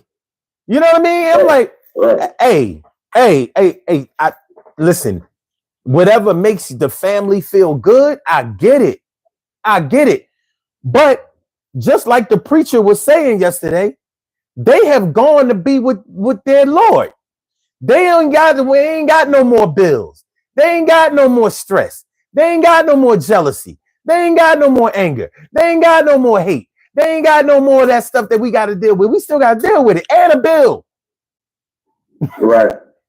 You know what I'm saying? I just think for me and mine, I would try to ease that. Like, listen, man, you know, like I don't give a shit what y'all do with my body. You know what I'm saying? But you make sure that y'all can eat when I'm gone. Because that, I don't know if my spirit is going to care about that wherever I go, but my spirit cares about it now. So the same way that I would care about whether you ate today, whether you were warm today, whether you felt good today, whether you were comfortable today. I want to go thinking that I've left you with enough to be able to do that in my passing. Right, I understand. I don't really care about the mortician, you know, being able to drive another Cadillac or you know, he get money, they get money. And I ain't hating on nobody get money. But think about it though. Think about it for this way. What if somebody did try to bypass the mortician and get rid of the body themselves, you know, by doing X, Y, Z? Then that's gonna be a legal case. You know, if somebody finds out, you know. Yeah. Instead of trying to pay that fee, you know, try to skip paying the fee, it turns into a legal case by trying to get rid of a body, you know. That is some shit, man. That's crazy. We are not allowed. We could skip out on it. Yeah, if it was a different way, I throw X, Y, Z in the wood chipper, chip them up, and you know, turn them to fertilizer or some shit. But that's illegal, man. It's so bad. If your dog died, you better account for him. Like, wait, what'd you do with your dog? Because the dog got a license. You know what I mean? That's why I won't take my pets to the. That's why I never got them registered. No, I'm not adopting shit. You're gonna tell me if I want to get rid of him, I can't do it. Like I'm legally nah. Children, yes. Family members, bloodline, yes. Animals, hold on. I get to make the decision. Remember, I made the decision whether to bring the animal in. You ain't gonna make me sign on the dotted line. We'll do that. No pet store, no SPCA for me. You know what I'm saying? For real. My animals are for the streets. For real. Yeah, I don't even like animals in the house. Man, I like animals, but I don't want no house pets. I haven't had a house pet since my son. He had one when he was younger, but he almost lost all his hair, man, because you know we would keep him clean and stuff, but just taking him outside to use the restroom, he was bringing in some kind of pet dander, and when I finally got him around to the you know the doctor and stuff, they told me the dog's got to go because he had an infection under his skin, and if it would have, you know, persisted, he could have lost all his hair. He did lose a couple of spots, but I caught it in time. You know? So yeah, they need to be outside. Yeah, hey, listen. Obligations are obligations. Sometimes we obligate ourselves to things. We tie ourselves, hitch ourselves to certain things, and sometimes we hitch ourselves and tie ourselves to certain ideals that aren't all that. They might not be all of that beneficial to us. I'm going to say that beneficial because I don't want to. I don't want to use the word important. The traditions that we were taught or exposed to is not necessarily the right thing. You know what I'm saying? I get what you're coming from. Yeah. Or is that what you're trying to say? Yeah, it is. Because, you know, and I'm not a material type of dude. I mean, in a way, like, listen, I love nice shit. Right. And I won't hesitate to, but I save my money. So when I want something, more than likely I can go get it and I'm not hurting myself. Right. But I don't want to put myself in the hole while I'm alive, and I don't want to put my peoples in the hole when I'm gone. That's true. So of course I want to leave them something, and I don't care what I have. I don't care what I have. I want to leave you something. I don't give a shit if it's the little 13-inch black and white TV with the handle on it. Like, yo, you got that. You know what I mean? It's an antique right now. You know what I'm saying? You know, I don't care what it is. I want to make sure that, you know, you have something along with the memories that you have of me. The same thing, the same way as I would want that of you. It's important. So when I was talking about this show today, when I thought about developing this show, I was thinking, like, you know, people say, well, you know, you can't take it with you. And everybody I know who has ever said that or thought that way, like, yeah, you can't take it with you, they was always fucking their money up. They was always, you know, that was their excuse for going out and gambling all their money. So they went to the casino all night, got drunk all night, and lost their money all night. Well, you know what I mean? You know, ain't number money, you know what I mean? I go ahead and I make it again, you know, blah, blah, blah, blah, can't take it with you. And I'm like, huh? Yeah, that's not a good excuse. Yeah. It's not. But it's a whole mindset. It's a whole mindset, and it will keep you in the hole. You know? I think that's what they call some kind of a mechanism in that type of person's mind to make their loss seem okay. Because they know that they got to figure out how to get some more money, and it might not be the correct way. Right. So that's a coping mechanism. That's what I was trying to say. Mm-hmm. That's a type of coping mechanism, because they know they fucked up. I mean, excuse me if I can cuss or not, but you can. They know they messed up. Mm-hmm. And that's just you know, they try to save face. A rebuttal. Mm-hmm. To say, oh, okay, well, I can't take it. No. Listen. They know they lost big. They lost this shirt, or they blew it, and they resolve to that because they know they're gonna have to struggle. It's gonna be a struggle. It's gonna be a tense situation. They might have to run pieces of PayPal or do something strange to get the money back, or you know, even try to get leveled out again. But you know, they know it's just like I said, it's a coping mechanism. That's some shit I would tell myself before I learned how to save some money. You know? Yeah. I was like, oh man, that's all right. It wasn't that bad. You know, bullshit. I'm trying to minimize the blow in my mind. You ain't never done lied. Hey, listen, I was going to ask you just before you said that. Do you gamble? Nah, man. I rarely, like every now and then, and I really don't have. So look, this is what I do. If I come across a casino, I set a limit to maybe $100, and I just spend that $100, man. I haven't won that. I win a little, but I end up playing it back. It's like it's nothing, no big game. So I will play the lotto a little bit. I get scratch offs every now and then, but it's not like a habit. It's like it'd be kind of like spontaneous. But yeah, so I'm not going to go to the casino and just blow everything in my pocket or my account. Hell no.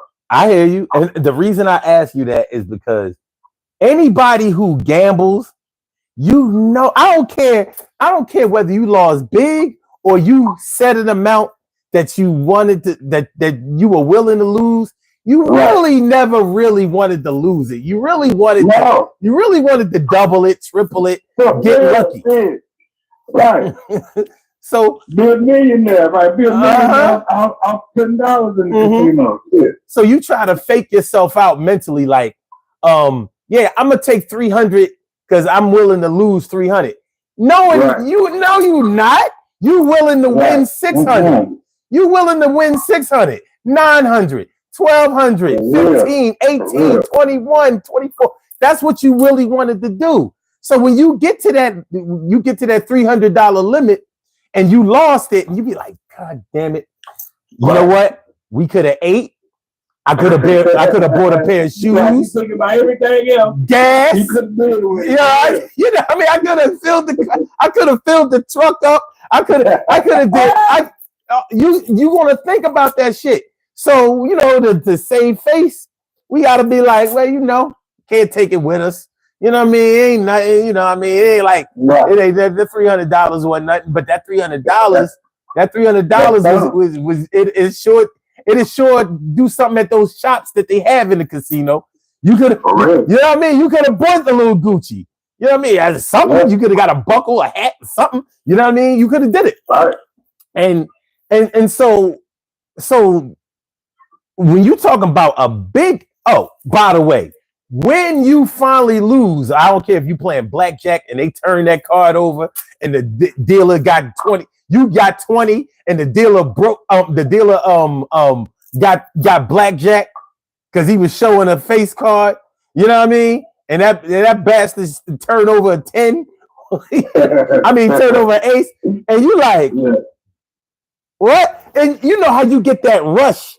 You feel that rush in your face, like you know what I mean? It's like it's like a combination between fear and shock.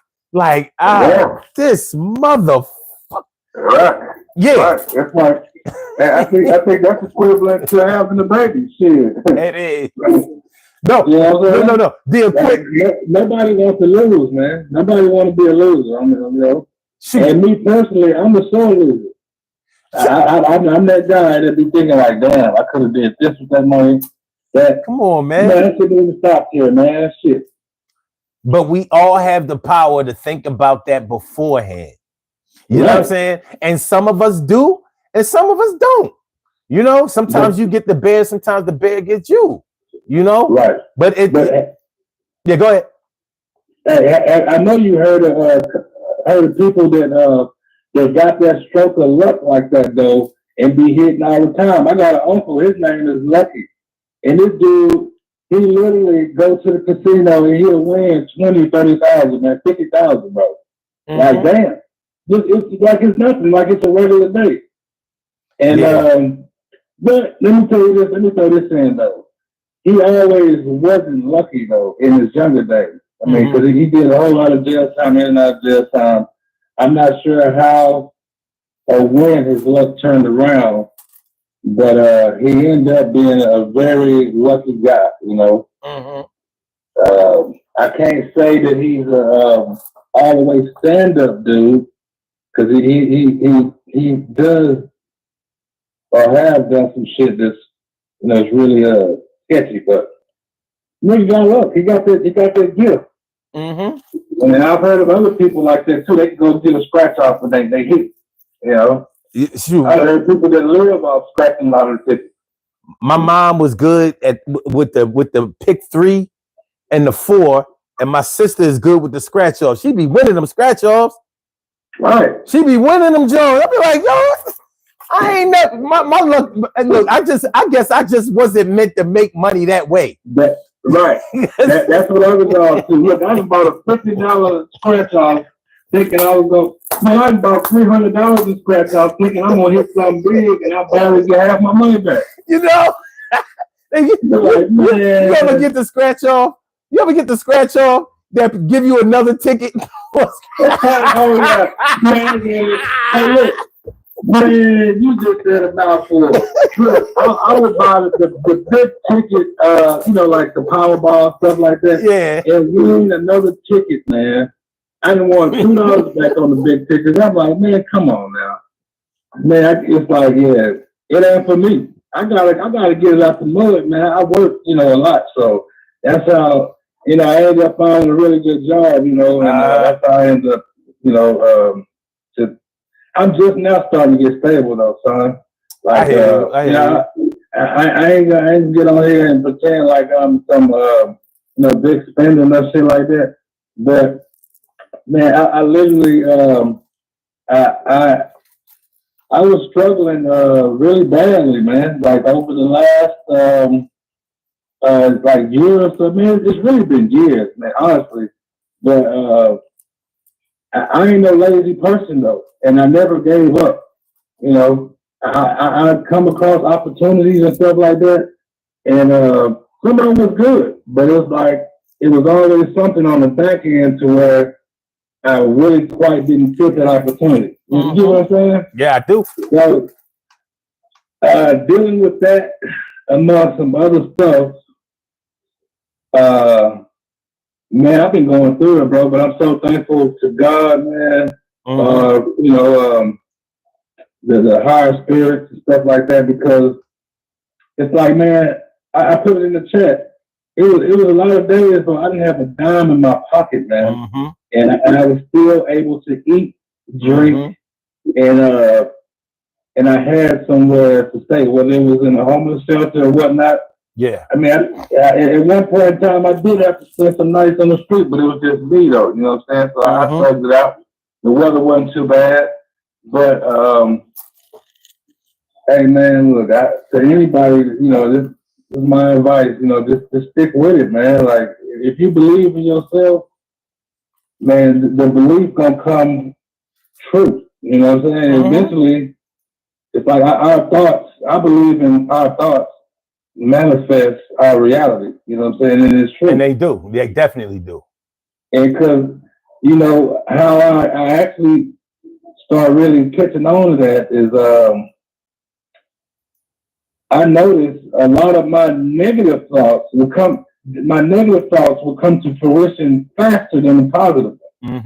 So I was like, okay, well, damn. So I just need to try to stay on a positive level to get that to push through. Because if a negative thought can come through faster than a positive one, the positive one will come through. So, you know, I start gearing my thoughts, and even when I say toward more positive things, and then they will slowly come to fruition once I line up with whatever I want, you know.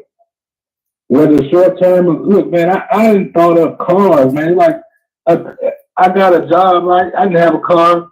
I'm catching buses, and it's not me. When I was in my younger days, I always kept a car, man. It's like, it was nothing, you know. But I ended up without a car, and I kept thinking, like, damn, I need a car. Like, what I'm gonna do? It's just my smaller thoughts, or that little voice in my head, you know, was like, yeah, don't worry, man, you're gonna get a car. Just keep going, you know. It's just my thoughts and my actions align me with a guy that I ended up working for. He put me in the car, but I don't want to tell the whole story, but I ended up getting the car, man. Just basically with my persistence and not giving up, you know. Yeah. And that car, you know, got me back on track to other opportunities, you know. So it's like, you know, it's like, man, God, man, and whatever, you know, people want to call it, universe.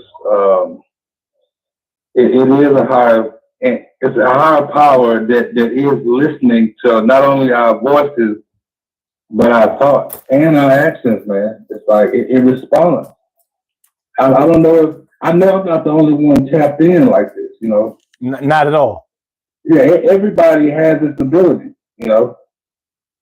And if I can inspire somebody, whoever listening, or even you, sir, but you know, I don't even know where I can go with that, but or even if I'm saying something that inspires you, I love to help people with information, or even physically. You know, I'm always giving back, man. Even when I ain't have nothing, man, I would give, man, because that's just what my heart is. People be like, oh man, you doing too much, blah blah blah. Hey, look, man, I have to tell somebody the other day, look, worry about yourself, man.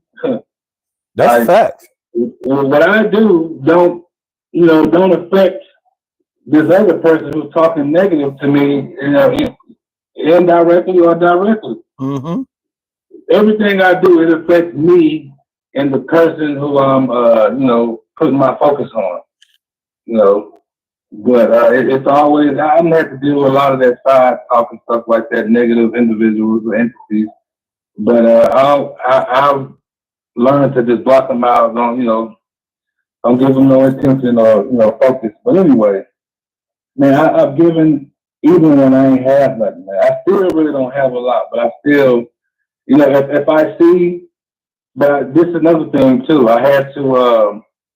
I'm probably getting off topic. I'm probably talking way too much. I'm sorry. No, you're all right. But, you know, I would give freely to people who didn't deserve it, but I had to, you know, regroup and just start focusing on people who actually do, you know, deserve it, or I feel, you know, inspired to give to, because even with my information, I don't sit around and have conversations with anybody about anything, because, you know, a lot of the stuff I'm saying, it's like wisdom, and I have to learn that I can't just give that away to people, to somebody who I know is going to go in one ear and out the other, you know, that type of stuff, versus somebody who I know will be receptive. So I have to back away from that. But so that's how I give too, monetarily or whatever. If I see somebody in need, I'm gonna put them on a scale, man. You know what I'm saying? Mm-hmm. And right, man. Look. Another thing, if I could add, this was a topic when I was in the homeless, man, because I've been to quite a few homeless shelters, and it was quite an experience, man. Yeah. It's an eye-opening experience, and when I say homeless, people get the idea of trashy clothes. Man, people couldn't tell I was homeless unless I told them. Mm-hmm. So it's a mindset also in that spectrum too. You know, just because somebody is without, that don't mean you have to look like that, you know, or act like that. That it's all a mindset that all ties into one. So this is what I'm getting at. In the homeless facility, it's like crabs in the barrel. It's other people sizing other people up, and it's just crazy. I mean, I never would have known this unless I was there. They trying to see what you got and what you don't got, to try to come at you some type of sideways. All right, and if they feel like you got more than them, or like you can take their girl or something like that, it's an issue. Because I've come into that plenty of times. You know, dudes threatened by my presence alone, man. And they don't care. They don't care about the elderly, and that shit really bothers me. It be elderly people in there, and you know, the younger people, you know, they just trample over them. And also, the staff people be stealing from the homeless people.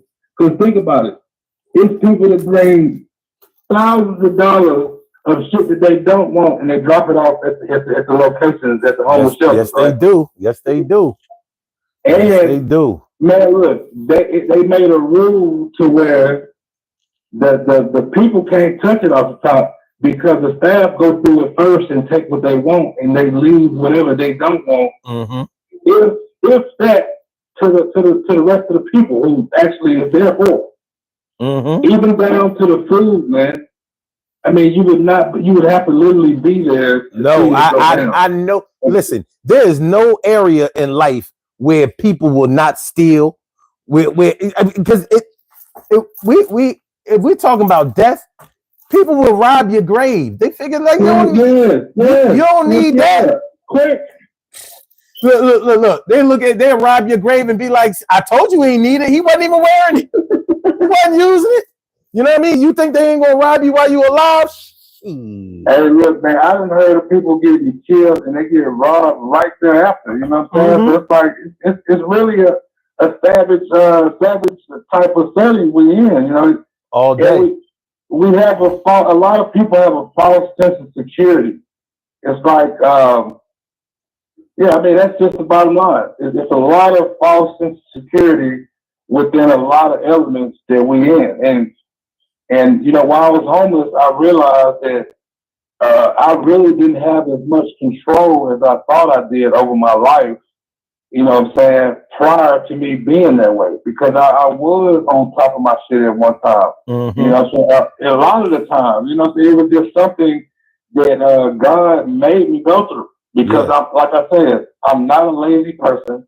I get up and work. You know what I'm saying? I got one of the best work ethics that hell I've ever seen. You know, Yeah. and but it's like it came to a point to where the harder I tried, the more resistance I got.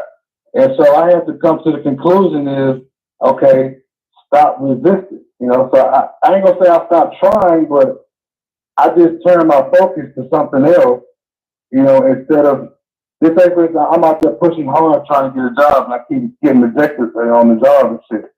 So I had to just back up and just adjust my focus. I was like, okay, well I can't get a job right now. Well, I'm gonna go over here and just go to the park and just chill out. You know, just walk over to this body of water or whatever, wherever I was. I've been out in Florida and spent time on the beach. I'm talking about homeless, man. Mm-hmm. Yeah. So I just had to, you know, I ended up having a good job in Florida, a couple of good jobs in Florida. One in Orlando and another one in this other little town. But one way or the other, the opportunity, it wasn't for me because I didn't last. It was longevity and stability like it was supposed to offer, you know. And with my talent, man, I have a really good. I'm highly skilled in what I do. Not to be bragging or you know what I'm saying, boasting because I don't do that. But I'm highly skilled in what I do, and so by it being like that, I was like, okay, well, I know it's not me, so it's like, okay, well, I'm just gonna have to go through this shit because I have the skills to take care of me. You know what I'm saying? And I was taking care of my mom, my kid mom, you know, and my kid. You know, I housed them all at one time. You know, I was the breadwinner, but slowly and surely, like my shit just deteriorated, and it wasn't behind no drugs and no shit like that, no alcohol, no gambling problem. This was a chain of events that started to where, like, I'm gonna say the first sign I seen, I had my own mobile service, right, and I lost one of my biggest accounts, and I was trying to replace that account with something else that you know that equaled up, you know, was close to it, but that shit just it never lined up. It just like dominoes, man. The shit ended up going from standing up like to all my shit laying down.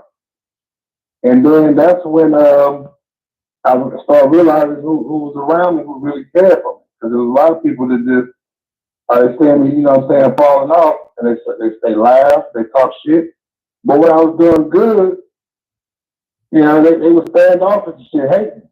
But them same haters thought, okay, they took pride in they felt cheerful when I failed, and I seen that. So it's like that also set boundaries between people who I deal with too. So it's like okay, they just made themselves more visible of who the enemy was. But anyway, yeah, in the homeless shelter, man. That's what I was trying to get. Damn, I'm getting off subject. I'm so sorry, man. It's all right, man. Oh yeah, so this is what I want to tell you. So it is one lady. She was still in heavy in Florida, right? And she worked at the there's a small homeless shelter that a black woman established. You know, like as her home, and she had so many people in this community, the Goldsboro community. I don't know if you're familiar with that, but it's like north of Orlando. But anyway, it's a black neighborhood. Okay. And this black woman established this but they got her name on the building. But anyway, so she passed or whatever. She did it until she couldn't no more. But anyway, so the main black lady, she stole. I think this was her karma. But anyway, I'm gonna get to it. She was stealing, and she knew everybody else was stealing. Anyway, two of her like I think there was her grandkids or something like that. Was on a what they call them then, a dirt bike with this adult, so-called adult that was like driving reckless, and they died right in front of that. They got hit, or they ran out in front of a car, a truck, and they died right there in front of that damn homeless shelter, man. And that's how I knew it was her karma. Mm-hmm. And do you believe in karma? I believe in karma in a holistic way. Like I don't believe in karma as far as it being like a vendetta or always being negative. I believe that because karma is good energy and bad energy. So no, you put in the good and you get good, but you don't have any control over it. So I take issue when I hear people talk about karma in terms of, oh, you might see like a video on the internet or something like that, and they'd be like, such and such got instant karma. Like, nah, right. you don't like it's revenge or something like that. I don't look at it like that either. Okay. Yeah, as long as we don't look at it like that, I definitely believe in karma. You're gonna get what's coming to you. Huh? I said you're gonna get what's coming to you, good or bad. Right, absolutely, yeah. Because I mean, me personally, from experience, I put out a lot of good. You know, it is from the heart. This ain't just because I think I'm gonna get something back. I don't give out to expect something back. And but I believe my karma it coming. Well, people karma come in different ways. I mean, let me just get that out. Karma or dharma, because see, dharma is supposed to be the good side of karma. You know, like the good out of it, and the dharma is supposed to be like the negative aspect of it. From what I've learned. All right, so my dharma, it comes from like just having grace whenever I'm trying to do something, like it just gets done like seamlessly. You know what I'm saying? Yeah. And so I just take that as, okay, well, you know, God see what I'm out here doing, or you know, Holy Spirit see what I'm out here doing. So, you know, it don't necessarily be like money in my hand or a lump sum of money. I don't be looking for that. But I do have access, and I've had access to things and places and people that a lot of people, you know what I'm saying, wouldn't necessarily get. You know, it's like, damn, man, how'd you get here? How'd you get that? It's like a lot of shit, I have trouble explaining how I did this or that, because I get it. To regular people, it ain't going to make sense. Right. They'll be like, what? So a lot of times I don't even try to explain it, or I just, you know, say it in a way to where it can make sense to the average person, because a lot of it don't make sense, man. And I'm not trying to you know, go really off the chart, but man, look, I've been wanting to tell. I haven't told a lot of people this shit, but look, I used to see this object in the sky, man. The same one, multiple different times. It was, look, I'm gonna give you just a kind of idea. It was like imagine a large hockey puck, okay, with those type of dimensions, right? Glowing like almost like the green in your background, but like a more vibrant, like a more vibrant green. And every time I would see it on different, I mean, I could be anywhere. It's not just labeled to one destination or location, but I could be just thinking about something random, and I look up in the sky, and I see this object, and it seems like it recognizes me or it sees me, and it will start to do like you remember the old pinball machine? Yes, I do. Man, I used to love that shit. I used to love pinball. That was my thing back in the day. Yeah, that was my joy. Check this out. So when I make eye contact with it, and only one other person, my ex-girlfriend, seen it with me, all the times I've seen it, and she didn't want to talk about it. I'm like, look, there it is right there. And she looked and seen what it did. So when I make eye contact with it, it starts to ping around like it's been like a ball in a ping pong machine, right? Mm-hmm. I mean, not a ping pong machine, but you know what I'm saying? That machine, it dances around. side to side, up and down. I can't even call what it does. But then it goes, it kind of like falls down, and it don't like, it's like the sky is like a projector almost, and the damn object goes behind, like a slit in the sky. It disappears behind some type of screen or something, and it's the trippiest shit. And I haven't seen it in a while, sir, but I just wanted to share that with you because I can't explain this shit, and I won't go crazy thinking about it, you know. No. I want to tell you this. I'm glad that you called in. I'm glad you got your shit off. I'm glad you got it off your chest. Because little do you know, most of the stuff that you were talking about, almost all of it really went in line with the topic. We was talking about can't take it with you when you die. And basically everything you said validated, or should I say invalidated that thinking. Right. Because you showed how not have what it's like to struggle when you're not financially stable now, and how getting yourself in order is a mind state that you have to stay into, and you try not to make those mistakes again.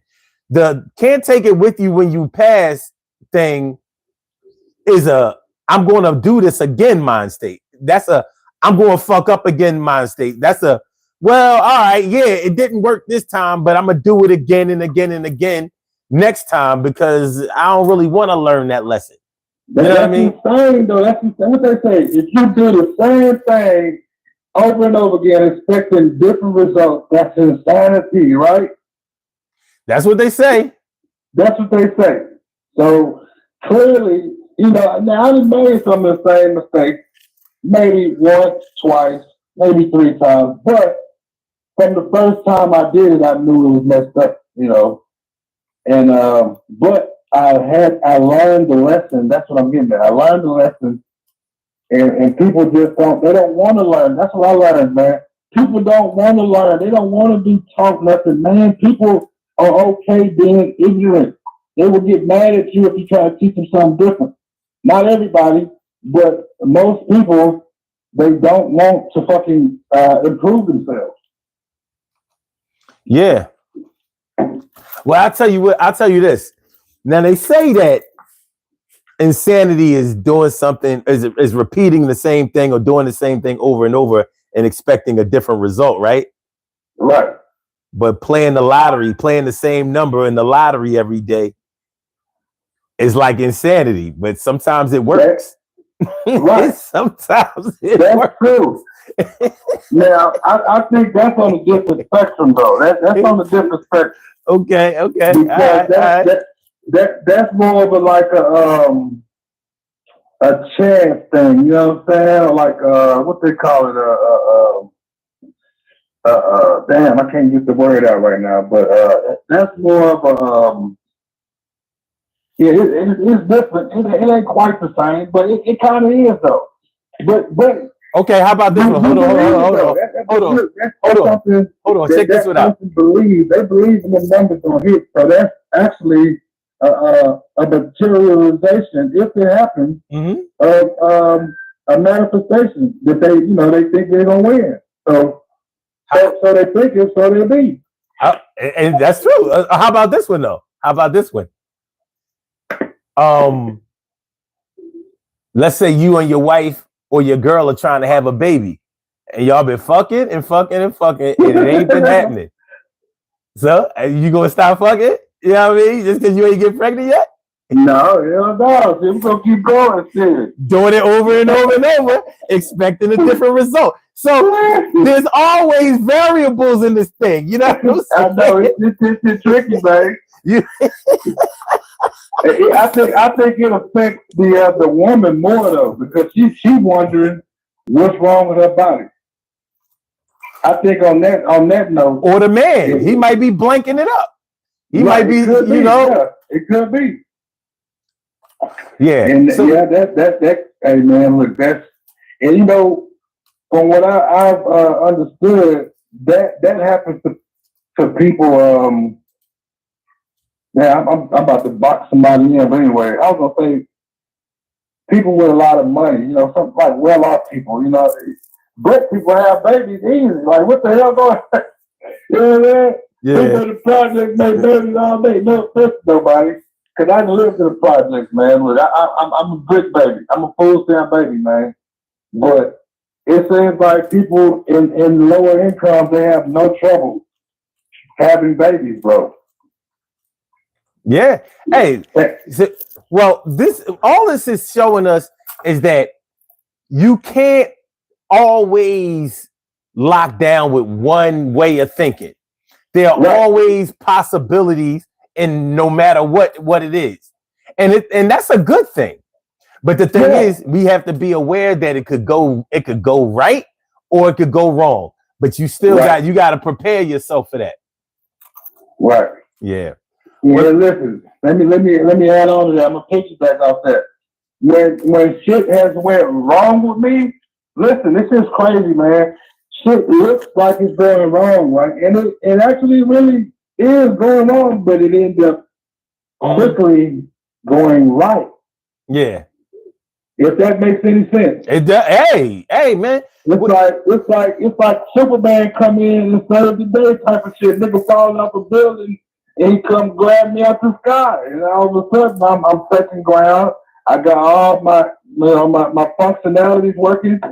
And hey man, look, it's like, hey. I'm gonna tell you something. Man. I'm hold on, one thing. Okay. I'm an abstract thinker, man, and that has helped me, you know, make it even in my toughest time. But I don't get locked down on just one idea or way it's supposed to be or traditional thinking. It's like I'm always thinking of other options or looking at, you know, different angles. Yeah. But anyway, go ahead.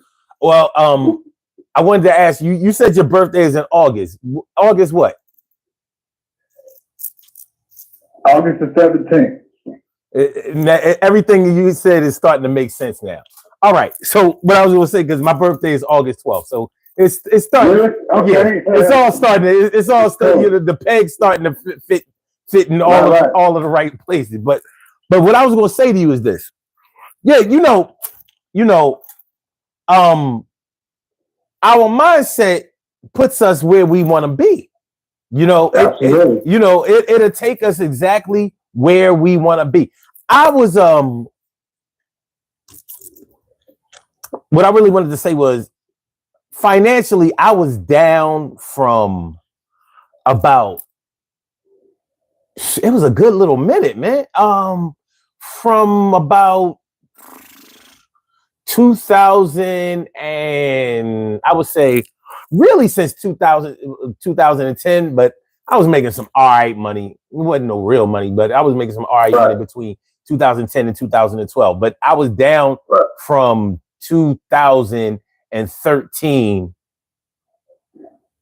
2012 to about 2018. So you had a rough patch. It was rough. I was working and it was rough. You know what I'm saying? That's what I'm saying, because I wasn't making it. Relate to that. Yeah. So the miraculous thing about that time is it taught me everything. You know, first of all, there were times when it had me thinking it was going to be like this for the rest of my life. And I was like, it can't be. You know what I mean? Right. Exactly. But a crazy thing happened. During that time, none of my utilities got cut off.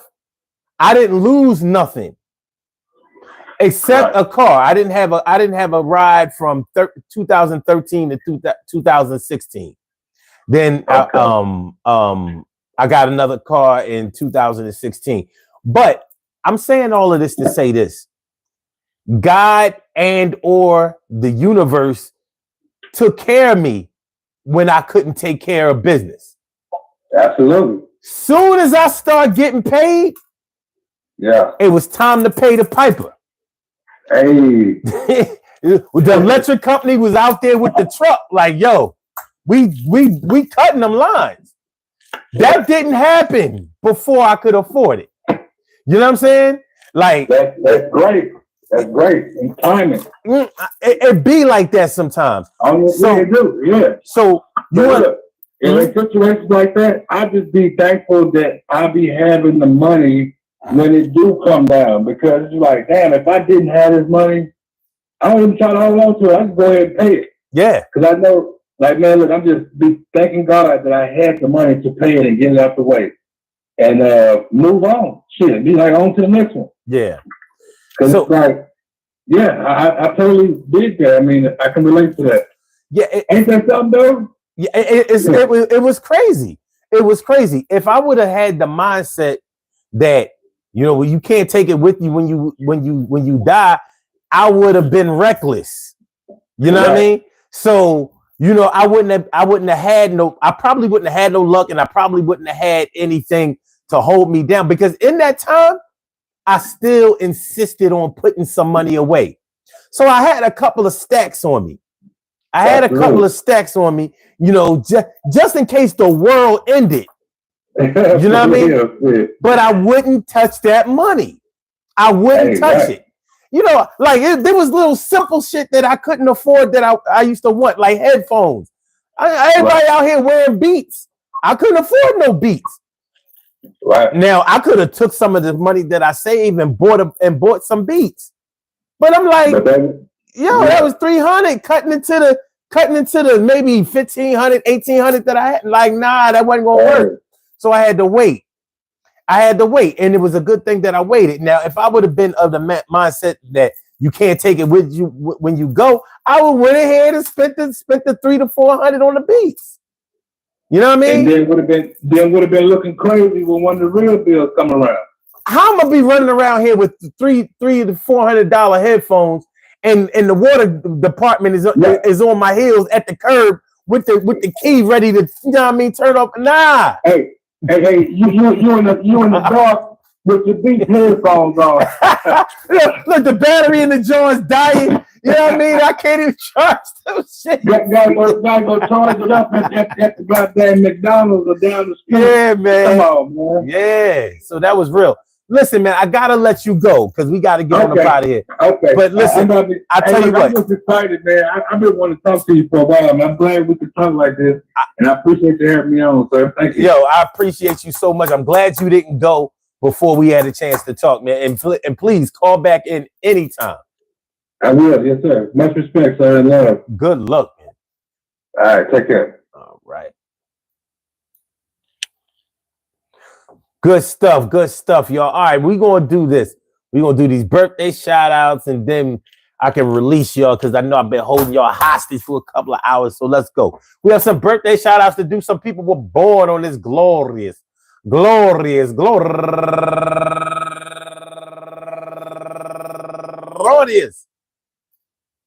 January 5th, and they deserve to be acknowledged. So let's go about our business of acknowledging them and making them feel special because they are special, because they are special, because they are S-P-E-C-I-A-L. They get the R-E-S-P-E-C-T. They are S-P-E-C-I-A-L. They get the R-E-S-P-E-C-T. They are S-P-E-C-I-A-L. They get the R-E-S-P-E-C-T. They get number one out the box. Rihanna, Tamika Floyd, happy birthday to you. And also Ruby Walker, Marie Williams, Jennifer Reed, Binky Lowe. Binky Lowe used to be the paper boy around the way. He was the Pulaski Town paper boy back in the day. Turning 65 years old today. Go, Bink. You know what I mean? I remember the bike and I remember you. And also Kim Jackson, Taisha Lachelle, Mika Barnes, Thais Paisley Brown, my girl, last but not least, my girl Janai Smith. I'm sorry, Janai M.A. Smith. I want to say happy birthday to all of y'all. And I hope that today finds you all in good health, happiness, mind, body, soul, and spirit. And that goes out to each and every person out there born on this glorious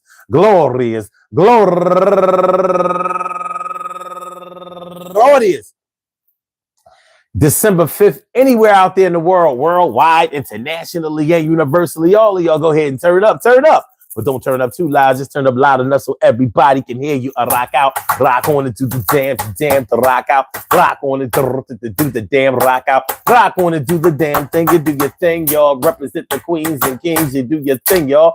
Represent the queens and kings. Good things happen to those who wait. Great things happen to those who grind. And anything can happen to those who go for theirs. So go hard, go for yours, Amber.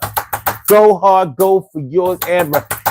Yeah, it's true that you can't take it with you when you pass, but while you're here, you can make it last. A little cash will take you a long way as long as you got your money up like Strong J. You know what I'm talking about, yo, back when the days was long and you was still like wrong and right. Sometimes the day and the night came together in one fell swoop and you shot hoops. Well, while we still here, we got stress. And while we here, we need more, not less. And while we here, we gotta work hard and do our job. And we won't do that shit. We might have to steal and rob. And when you get robbed, you be feeling bad. You be hella mad. And I can't blame you, but the same game you decide to play, you gotta play it out that way. I stay on my grind. I ain't trying to fall behind. I don't work all the time, but all the time I'm working. I'm on my shine, making sure I'm like the sun, the big ball of fire in the sky. You ask why? Why am I still here when others have passed? Why am I here trying to take another class? Why am I here trying to make a day better? Why am I trying to heat it up like the summer sweater? Why am I here trying to talk to y'all every day? Why am I trying to be here showing y'all how to play? I give my knowledge and wisdom every day, and I ain't gonna stop that shit. No, not today. And I appreciate all y'all for coming through. We're gonna do the same thing tomorrow night. See you there. 2 o'clock. Yeah, don't be scared. Get your ass up out the bed. That's what I said. Yo, we trying to grow this community in 2025, and I ain't settling for less because I'm the best. At least that's what I believe, and I wholeheartedly believe that shit. That's why each and every day I spit, and it's gonna come harder. That shit is running like water, sons and daughters. One day I know I'm aboard of, or should I say buy a brand new RV. That shit gonna be long as a motherfucking tall ass tree. I'm talking oak, and I'ma still soak myself in pure righteousness. Yo, stop biting this. You can't have the style, because while I'm here, I'm going to be like, yo, I see that thing I got to give you, child. Yo, and peace to all my day ones, my everydays and brand news. Live your life positive and choose the best way and best plan of attack. And act like you know don't come at my neck. Just act like we going to win this shit, and we will. Skills is something that we can't deny. Sit back, relax, and chill. I want to thank all of y'all for coming through.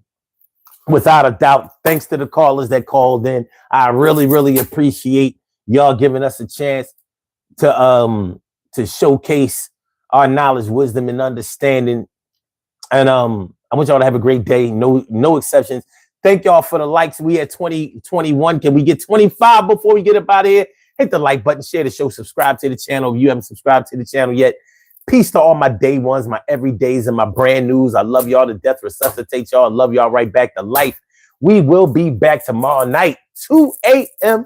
2 a.m. No, not 2 a.m. tonight. 2 a.m. Monday going into Tuesday, but it's going to be some shit. Listen, man, 2025, man, we turning up. We turning up. Y'all think we got a little hot in 2024? Nah, son. Peace, y'all.